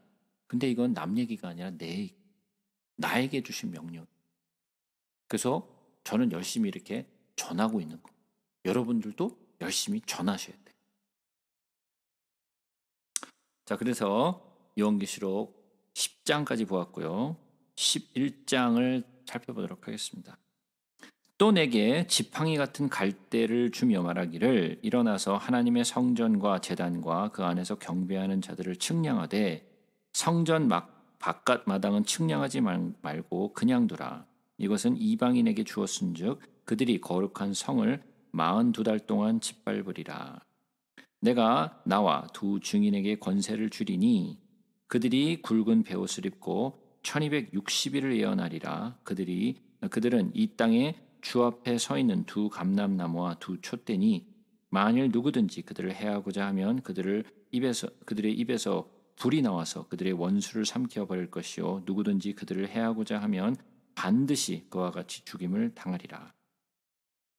그들이 권능을 가지고 하늘을 닫아 그 예언을 하는 날 동안 비가 오지 못하게 하고 또 권능을 가지고 물을 피로 변하게 하고 아무 때든지 원하는 대로 여러 가지 재앙으로 땅을 치리로다. 그들이 그 증언을 마칠 때에 무적행으로부터 올라오는 짐승이 그들과 함께 전쟁을 일으켜 그들을 이기고 그들을 죽일 터인즉 그들의 시체가 큰 성 길에 있으리니 그 성은 영적으로 하면 소돔이라고도 하고 애굽이라고도 하니 곧 그들이 주께서 십자가에 못 박히신 곳이라. 백성들과 족속과 방언과 나라 중에서 사람들이 이 시체를 사흘 반 동안을 보며 무덤에 장사하지 못하게 하리로다. 일단 여기까지만 좀 보죠. 자, 드디어 11장에 들어서 어떤 얘기가 나오느냐. 두 증인에 대한 이야기가 나왔어요. 우리가 이 두 증인에 대한 이야기를 예전에도 굉장히 많이 했었어요, 사실은. 이 두 증인이 뭐냐라고 우리가 얘기를 많이 했었었는데 오늘은 그 부분에 대해서 조금 더 자세히 좀 살펴보도록 할게요. 첫 번째, 또 내게 지팡이 같은 갈대를 주며 그랬어요. 지팡이 같은 갈대. 갈대 보셨죠? 갈대. 갈대는 어떻죠? 지팡이 같은가요? 아니죠. 흐느흐느하죠. 바람에 흔들리는 갈대를 보면 막 바람이 이쪽으로 불어오면 이쪽으로 휘어졌다가 저쪽에서 바람이 불어오면 이쪽으로 휘어졌다 막 줏대 없이 뭐 이렇게 막 움직인다 그래서 여자의 마음은 갈대 같아 뭐 이런 노래도 나오고 막 그러잖아요. 예? 갈대가 이렇게 뻣뻣한 게 아니라 이렇게 부드러워서 이렇게 막 흔들리면 다 이렇게 막 흔들리잖아요. 근데 여기서 보니까 지팡이 같은 갈대를 줬다 그랬어요. 이 뭔 갈대가 이렇게 지팡이 같은 갈대가 다 있어요. 이렇게. 이 갈대는 그럼 무엇을 하는 것이냐? 이것은 측량하는 것으로 사용되죠.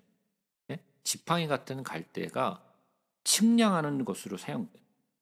근데 하나님이 지팡이라고 얘기를 했을 때 이 지팡이는 우리가 고린도전서를 잠깐 가서 보죠. 고린도전서 4장으로 한번 보겠습니다. 고린도전서 4장.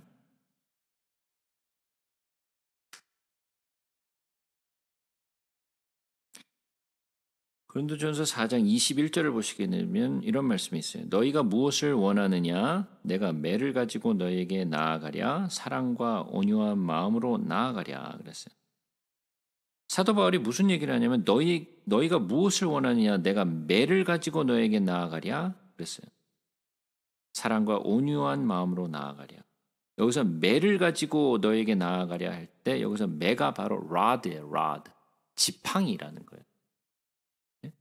그러니까 이 지팡이를 가지고 나가는 것은 왜 지팡이를 가지고 나가는 거예요?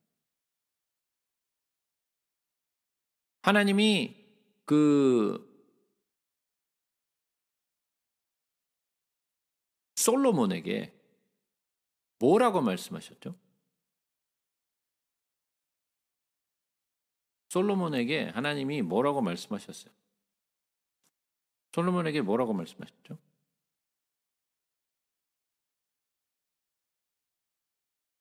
네?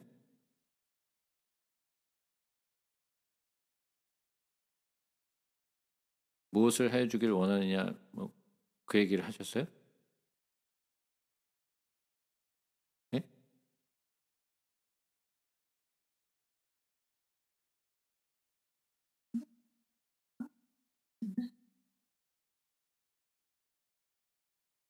뭐 그거밖에 기억이 안 나세요?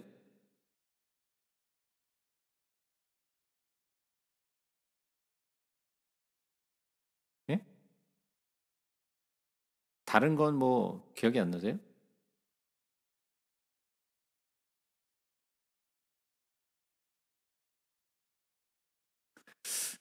한번 우리가 전도서로 한번 가볼까요?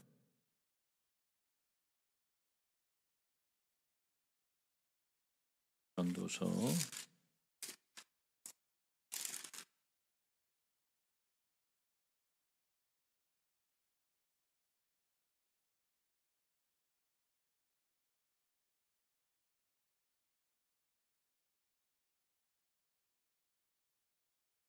전도서를 보시게 되면 어, 11절을 잠깐 보시죠. 지혜자들의 말씀들은 찌르는 채찍들 같고 회중의 스승들의 말씀은 잘 박힌 목 같으니 다한 목자가 주신 바니라 그랬어요. 하나님의 말씀을 우리가 받을 때에 그것이 채찍들 같고 회중의 스승들의 말씀은 잘 박힌 목 같다 그랬어요. 근데 우리가 열왕기상 11장으로 한번 가서 보시죠. 열왕기상 11장.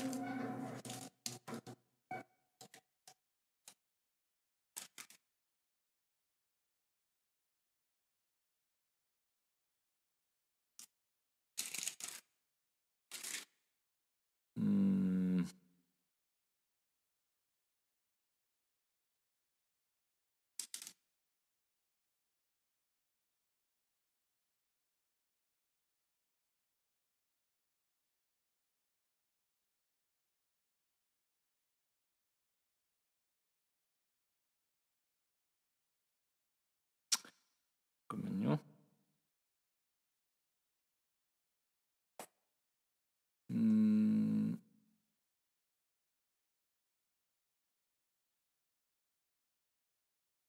솔로몬에게 어,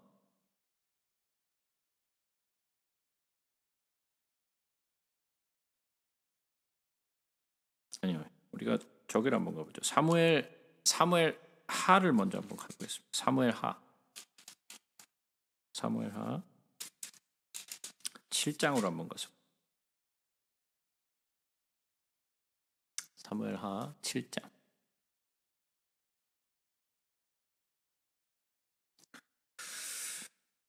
12절부터 봅니다. 내 수완이 차서 내 조상들과 함께 누울 때에 내가 내 몸에서 날 내 씨를 내 뒤에 세워 그의 나라를 견고하게 하리라.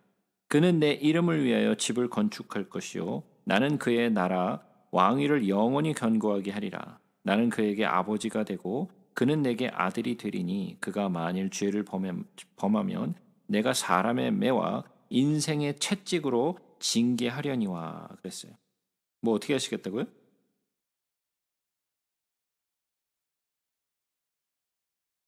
여기서 내 몸에서 날 씨, 이게 누구죠? 네, 솔로몬을 얘기하죠. 궁극적으로 솔로몬을 얘기하고 있는데 솔로몬에게 어떻게 하시겠다라는 거예요. 뭐를 하시겠다고요? 예, 내가 사람의 매와 인생의 채찍으로 경계하겠다 그랬어요. 여기서 사람의 매, 이게 라드예요. 예? 막대기. 그죠? 그러면 이 막대기를 가지고 하나님이 재시고 그리고 또 재고 그리고 또 그것으로 매로 다스리시겠다라는 거죠. 네? 매로 다스리시겠다라는.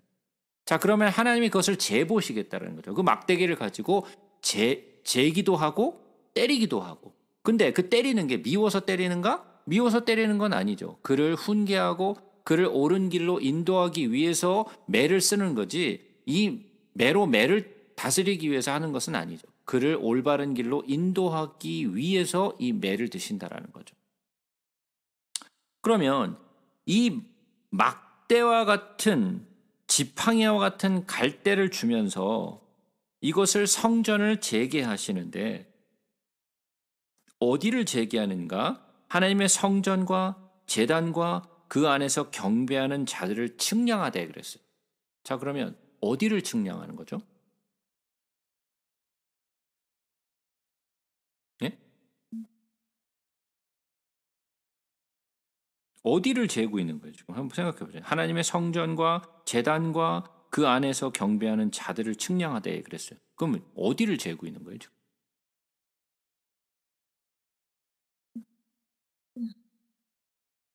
사람을 측량하는 거예요?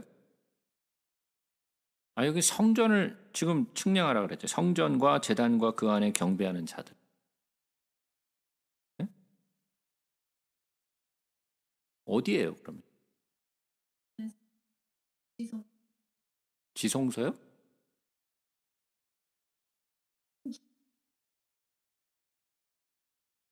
예. 그럼 어디를 재고 있는 거예요?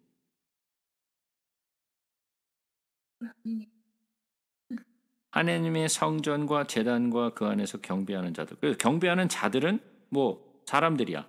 그죠? 그러니까 성전과 제단이라 그래서. 그러면 제단은 어디 제단?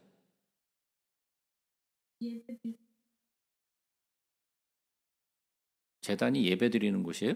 그죠? 재물. 번제단이요? 아니에요? 재물. 예. 그러니까 거기가 제단 그러니까 번제단이냐고요.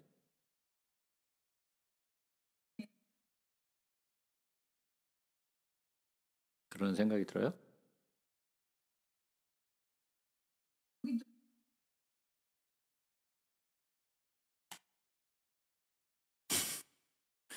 읽으면서 무슨 제단인지도 모르고 막 읽고 있죠. 그죠? 예? 어디를 재고 있는 거예요? 그럼?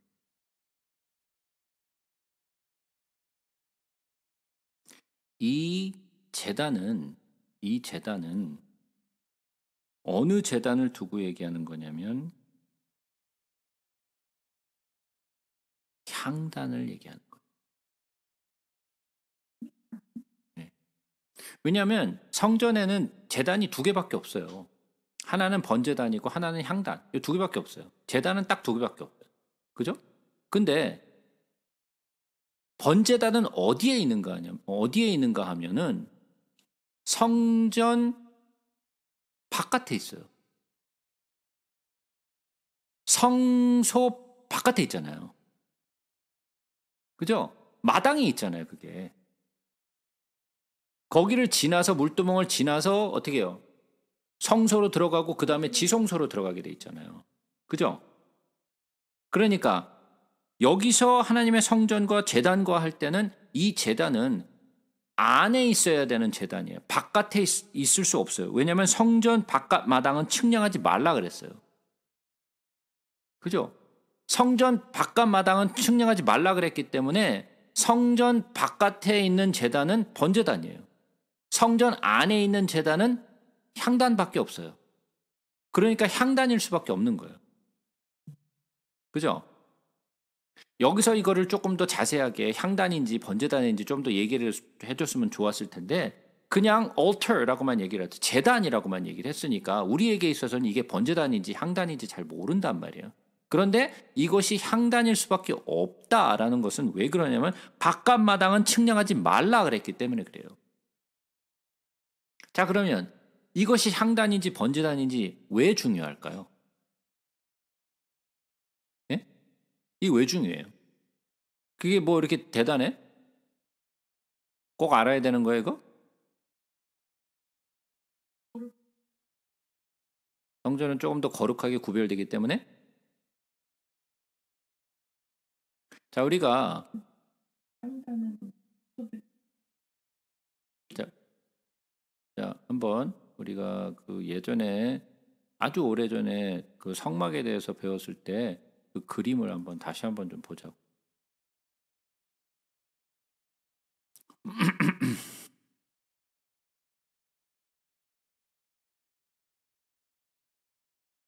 자, 이거는 성막이죠. 그죠? 우리가 이 구조는 물론 이 뭐죠? 그 큐빗 수는 다르지만 구조적으로는 똑같잖아요. 성전이나 성막이나 똑같잖아요. 그죠? 그러니까 우리가 성막으로 좀 보도록 할게요. 자, 그러면 여기가 이제 그 성막으로 들어가는 첫 번째 문이죠. 여기가 성막으로 들어가는 문이고, 그 다음에 여기가 번제단, 물두멍, 그 다음에 여기 앞에 있는 것이 성소, 그리고 뒤에 있는 게 지성소잖아요. 그죠? 그런데 이 내용을 가만히 보시면 이 모양이 어떻게 되어 있는가 하면 이게 일자로 되어 있죠. 이렇게. 번제단과 물두멍과 향단과 그 다음에 언약궤가 일직선으로 놓여져 있어요. 그리고 떡상과 금초대가 또 일자로 놓여져 있어요. 그죠? 그러면 요것을 모양을 그리면 무슨 모양이 나오냐? 십자가의 모양이 나와요. 딱 십자가의 모양이 나와요. 그죠? 딱 십자가의 모양이 나오는데 이 지성소 안에는 언약궤가 있고 그 다음에 여기는 떡상이 있고 여기는 금초대가 있는데 이것은 아버지 예수 그리스도 성령을 나타내는 그런 모습이라고 얘기를 했잖아요. 그죠? 물론 우리 이 집사님은 이게 또 이게 뚱딴지 같은 소리인가 그러겠지만 그건 나중에 성막에 대해서 한번 들어보시고요. 자, 보시면 이것이 아버지와 예수 그리스도와 성령을 상징하는데 우리가 출애굽기를 배웠을 때 모세가 시내산에 올라가서 그 성막의 모양을 보잖아요. 하늘에 있는 그 모양을 보잖아요. 그래서 그것을 낱낱이 기록한 것이 25장부터 30장까지의 내용이란 말이죠. 출애굽기에. 그런데 하나하나의 성막을 설명하는데 향단이 이 성소에 대해서 이 성소와 지성소를 설명하는데 언약궤도 설명하고 이 떡상도 설명하고 금초대도 설명하는데 뭔가를 설명 안 하고 넘어가요. 그죠? 뭘 설명 안 했어요? 향단은 설명을 안 하죠. 그리고 향단은 나중에 설명을 해요. 그죠? 맨 마지막에 설명을 해. 모든 것을 설명하고 나서 요 향단을 설명하는데 그게 뭐예요? 보면은 마치 아버지와 예수 그리스도와 성령 안에 중앙에 속해 있는 게 향단이에요. 마치 예수 그리스도가 성도를 가슴에 품은 것처럼, 마치 대제사장이 가슴 흉패를 단 것처럼 이 향단을 아버지가 품고 있는 모습을 보여주고 있어요. 이 향단이. 가슴에 품고 있는 이 향단. 그러니까 이 향단은 뭐예요? 이 향단은 성도들을 상징한다라고 얘기했잖아요. 가슴에 품고 있는 아버지의 마음. 자, 보세요. 우리가 가끔가다 그런 뉴스를 보죠. 부모가, 아버지가 또는 어머니가 자기 자식을 위해서 죽을 때 주로 아버지와 어머니가 하는 행동이 뭐냐면 자기 자식을 가슴에 품고 죽는 거예요. 대부분이 아버지 또는 어머니가 자식을 위해서 죽을 때는 자기 자식을 품고 죽어요. 왜? 내 자식을 내가 품고 내가 맞는 거죠. 내가 맞아 죽는 거죠. 그죠? 그래서 자기의 가슴에 품고 죽어요. 마치 그런 모습. 그리고 모든 것을 설명하신 다음에 그 다음에 향단을 맨 마지막에 설명을 해요. 그죠? 왜 그럴까요? 창세기에 모든 것을 창조하실 때도 모든 것을 다 창조하신 후에 뭘 하세요? 인간을 창조하시죠. 맨 마지막에 인간을 창조하세요. 그죠? 똑같은 내용이에요. 아버지가 이 성도를 생각하는 마음이 가장 깊어요. 그를 가슴에 품고 있어요. 십자가의 중앙에 품고 있어요. 이게 바로 아버지의 사랑이에요. 근데 그 사랑을 자식이 알았으면 좋겠죠. 자식이 그걸 깨달았으면 좋겠는데 일반적으로 자식은 잘 몰라요. 그 아버지의 그 깊은 사랑, 어머니의 그 깊은 사랑을 자식이 잘 몰라요. 언제 자기가 그걸 깨닫게 되느냐? 나중에 성숙하고 어른이 되었을 때 깨닫게 돼요. 어렸을 땐 그걸 잘 몰라. 그 아버지의 사랑, 어머니의 사랑을 잘 몰라요. 그래서 우리도 잘 몰라요. 근데 하나님이 성전을 재개하시는데 이 재는 것은 왜 재시는가? 다시 한번 이 요한계시록으로 돌아가죠. 2절 보게 되면 성전 바깥 마당은 측량하지 말고 그냥 두라. 이것은 이방인에게 주었은즉 그들이 거룩한 성을 42달 동안 짓밟으리라. 그러니까 바깥 마당에 있는 것은 하나님이 그냥 짓밟게 내버려뒀어요. 근데 뭐는 못 짓밟아요. 하나님이 잰 것은 건들지 못해요. 하나님의 성전과 제단과 그 안에 경배하는 자들은 측량했기 때문에 건들질 못해요. 바깥마당만 건들 수 있어요. 하나님이 재신 것에 대해서는 아무도 건들 수 없어요. 그래서 뭐라 그랬어요? 아버지와 내 손에서 아무도 빼앗을 수 없다라고 말씀하시다.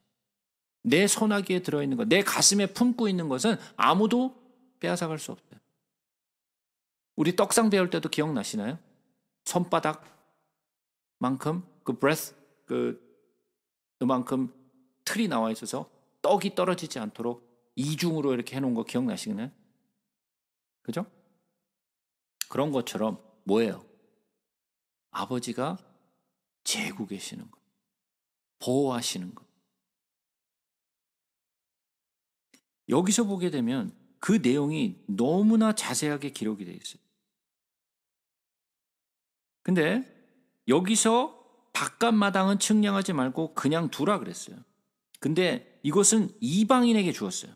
그래서 그들이 그 이방인들이 거룩한 성을 42달 동안 짓밟겠다 그랬어요.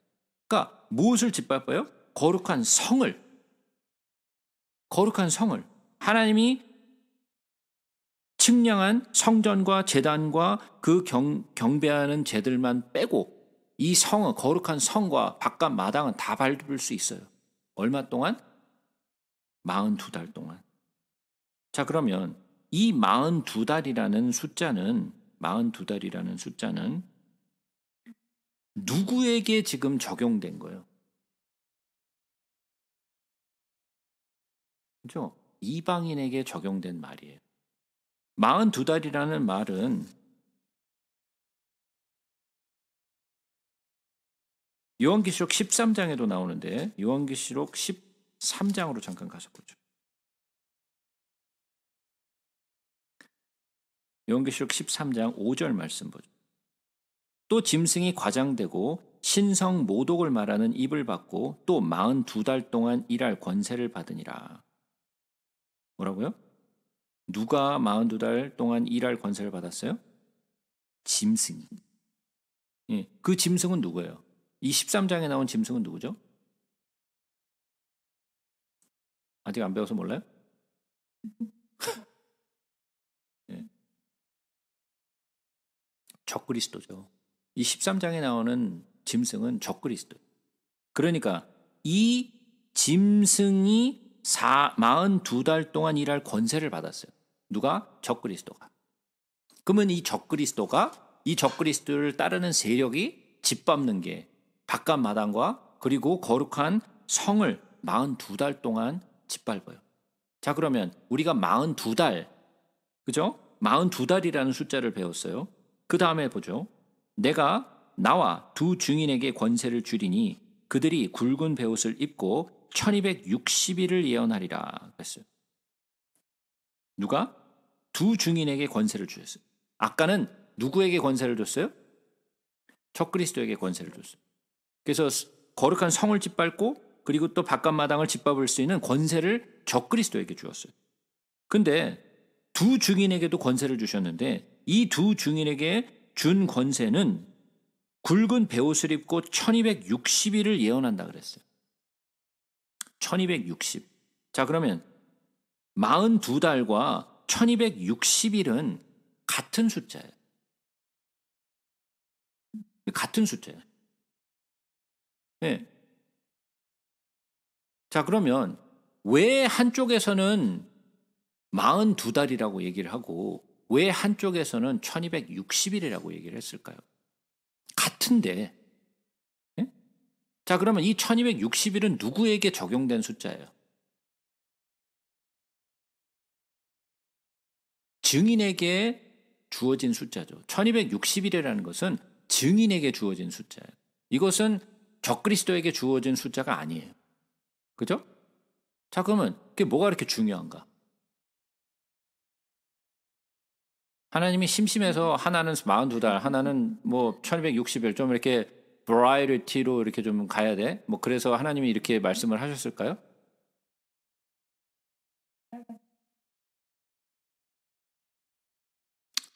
이게 보완이 자, 보세요. 그렇게 잘 설명하셨어요. 예, 맞아요. 42달이라는 것은 어떻게 계산하냐면 달로 계산을 해요. 이게 뭐 어떤 시간이냐면 3년 반이에요. 이게 한때, 두때, 반때, 3년 반이에요. 그죠? 그러니까 이 3년 반이라는 숫자가 세 개의 숫자로 성경에 등장해요. 하나는 42달, 하나는 1260일, 또 하나는 한때, 두때, 반때. 이 세 가지로 나와요. 같은 거예요. 이게 3년 반이거든요. 전부 다. 42달이라고 얘기했을 때 달로 계산한 것. 그죠? 그러면 42달이라고 달로 계산했을 때는 이 적그리스도에게는 어떻게 적용이 되느냐면 뭉터기로 가는 거예요. 뭉터기로. 달로 가요. 달로. 한 달, 두 달, 세 달 이런 식으로 뭉태기로 달로 가.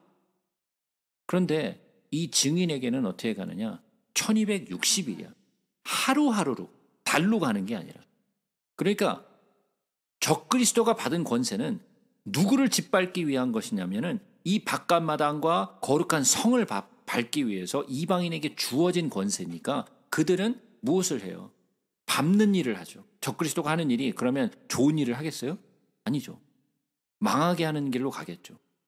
근데 그의 시간은 한 달, 두 달, 석 달 이런 식으로 달로 가.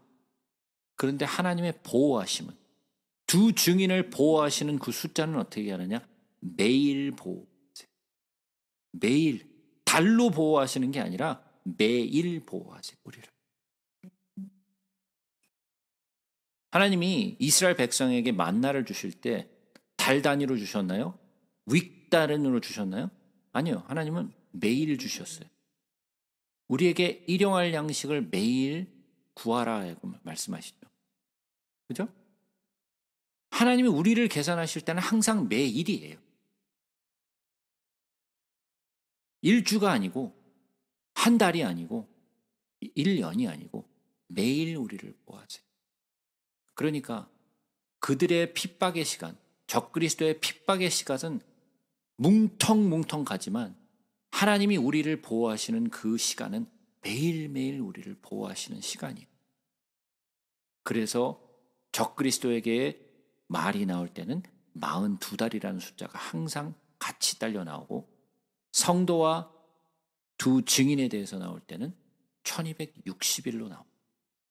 그래서 하나님이 보호하시는 숫자와 적그리스도가 이 거룩한 성을 밟고 그리고 또 이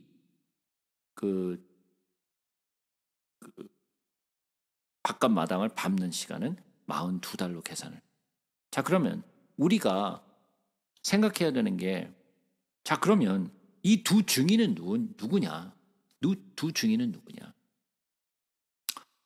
이 두 증인에 대해서는 여러 가지로 사람들이 각자 해석하는 방법이 다 달라요. 어떤 사람은 이 두 증인이 특출난 어떠한 두 사람이 등장할 것이다 라고 얘기하고 해석하는 분들도 있고, 저는 어떻게 생각하냐면 이 두 증인은 특출난 어떠한 두 사람이라고 보지 않아요. 자, 그러면 이 두 사람이라는 것은 무엇인가? 우리가 한번 좀 살펴보도록 하죠. 요한복음으로 좀 가서 보겠습니다. 요한복음 8장으로 한번 가서 보겠습니다.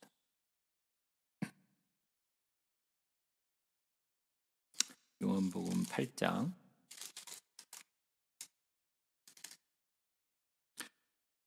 17절부터 보겠습니다. 너희 율법에도 두 사람의 증언이 참되다 기록되었으니 내가 나를 위하여 증언하는 자가 되고 나를 보내신 내 아버지도 나를 위하여 증언하시느니라. 뭐라고요? 요한복음 8장 17절 18절이요. 뭐라 그랬어요? 율법에도 두 사람의 증언이 참되다. 예. 두 사람의 증언이 참되다. 그래서 두 사람씩 보내. 이것이 신명기의 말씀이죠. 신명기 17장의 말씀이에요. 신명기 17장으로 한번 가서 볼까요?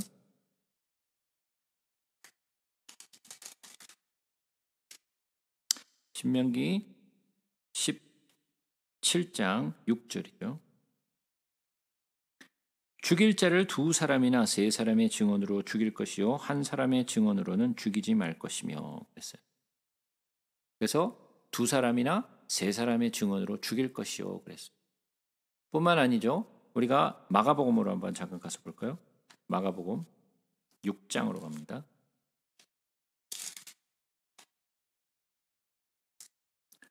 마가복음 6장 7절 보겠습니다. 12 제자를 부르사 둘씩 보내시며 더러운 귀신을 제어하는 권능을 주시고. 몇 명씩 보냈다고요? 네, 둘씩. 왜? 두 사람이 증언의 숫자이기 때문에 그래요. 누가복음도 마찬가지죠. 누가복음을 한번 가볼까요? 누가복음 10장.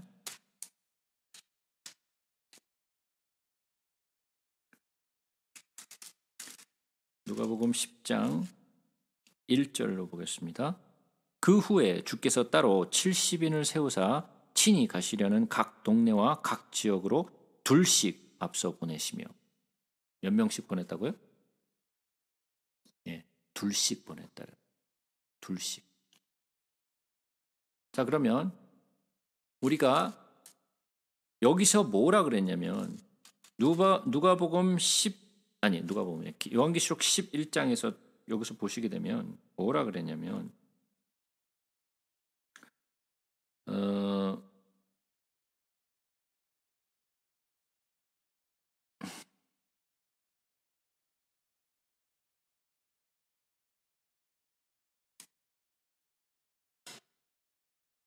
3절 4절 한번 보죠. 내가 나와 나의 두 증인에게 권세를 주리니 그들이 굵은 베옷을 입고 1260일을 예언하리라. 그들은 이 땅의 주 앞에 서 있는 두 감람나무와 두 촛대니 그랬어요. 두 감람나무와 두 촛대. 두 감람나무와 촛대 그러면 생각나는 게 뭐가 있죠? 스가랴서죠.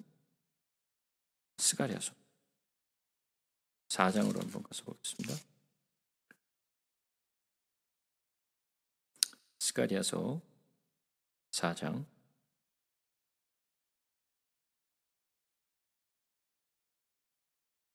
11절부터 보겠습니다. 내가 그에게 물어 이르되 등잔대의 좌우의 두 감람나무는 무슨 뜻이니까 하고 다시 그에게 물어 이르되 금 기름을 흘리는 두 금관 옆에 있는 이 감람나무 두 가지는 무슨 뜻이냐니까 하니 그가 내게 대답하여 이르되 내가 이것이 무엇인지 알지 못하느냐 하는지라 내가 대답하되 내 주여 알지 못하나이다 하니 이르되 이는 기름 부음 받은 자 둘이니 온 세상의 주 앞에 서 있는 자니라 하더라. 뭐라고요? 스가랴가 보았던 것이 뭐였어요? 두 감람나무. 양쪽에 있는 이 등잔대 좌우에 있는 두 감람나무를 보았어요. 그죠?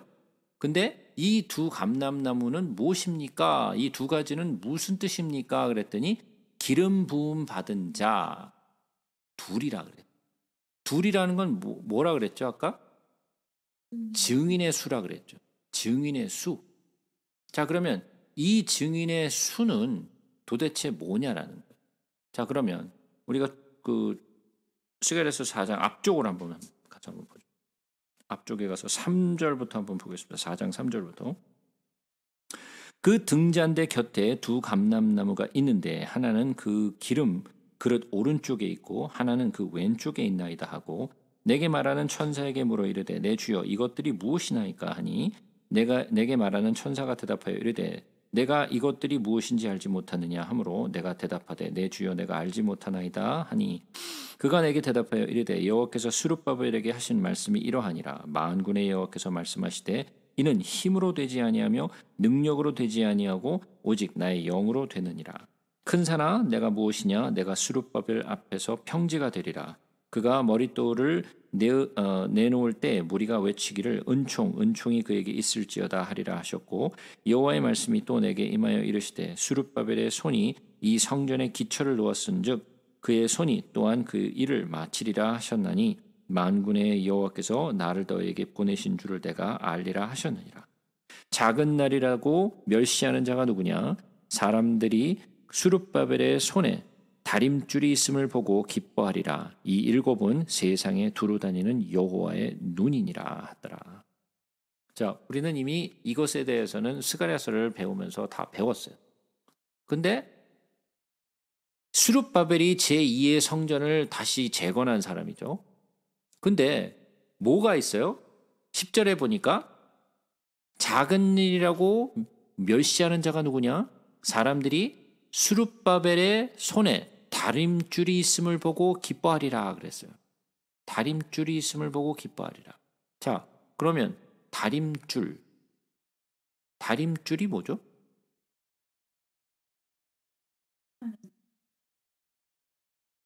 다림줄은 여러분들이 아마 가끔 그 도로에서 보시면 이렇게 삼각대 세워놓고 사람들이 뭐 이렇게 뭐 망원경 같은 거 이렇게 막 보면서 이렇게 막 토목하시는 분들이 뭐 이렇게 보고 있잖아요. 근데 거기에 중앙에 뭐 이렇게 쭉 추가 달려 있어 갖고 뭐 이렇게 삼각형으로 이렇게 생겨 있는 쇠가 맨 끝에 추가 달려 있는 거 그거 보셨죠? 네, 뭔지 아시죠? 그게 다림줄이에요. 그게 플럼 라인. 그 다림줄이에요. 그게 뭐예요? 이게 중심을 잡고 이것이 바로 이 측량할 때 쓰는 거거든요. 그 측량할 때 쓸 때 뭐라 그랬냐면 우리가 열왕기 하로 한번 잠깐 가보죠. 열왕기 하 21장으로 한번 보겠습니다. 열왕기 하 21장 13절 한번 보겠습니다. 내가 사마리아를 잰 줄과 아합의 집을 다림 보던 추를 예루살렘에 베풀고 또 사람이 그릇을 씻어 어품같이 예루살렘을 씻어버릴지라 그랬어요. 뭐라고요? 사마리아를 잰 줄과 아합의 집을 다림 보던 추를 예루살렘에 베푼다. 뭐 하신 거예요? 하나님이 다림줄로 재신 거예요. 그죠? 이번에는 이사야서로 한번 보겠습니다. 이사야서 28장입니다. 이사야서 28장 17절 보겠습니다. 나는 정의를 측량줄로 삼고 공의를 저울추로 삼으니 우박이 거짓의 피난처를 소탕하며 물이 그 숨는 곳에 넘칠 것인즉 그랬어요. 뭐라고요? 정의를 측량줄로 삼고 공의를 저울추로 삼는다 그랬어요. 그죠? 이번에는 아모스로 한번 가서 보겠습니다. 아모스 7장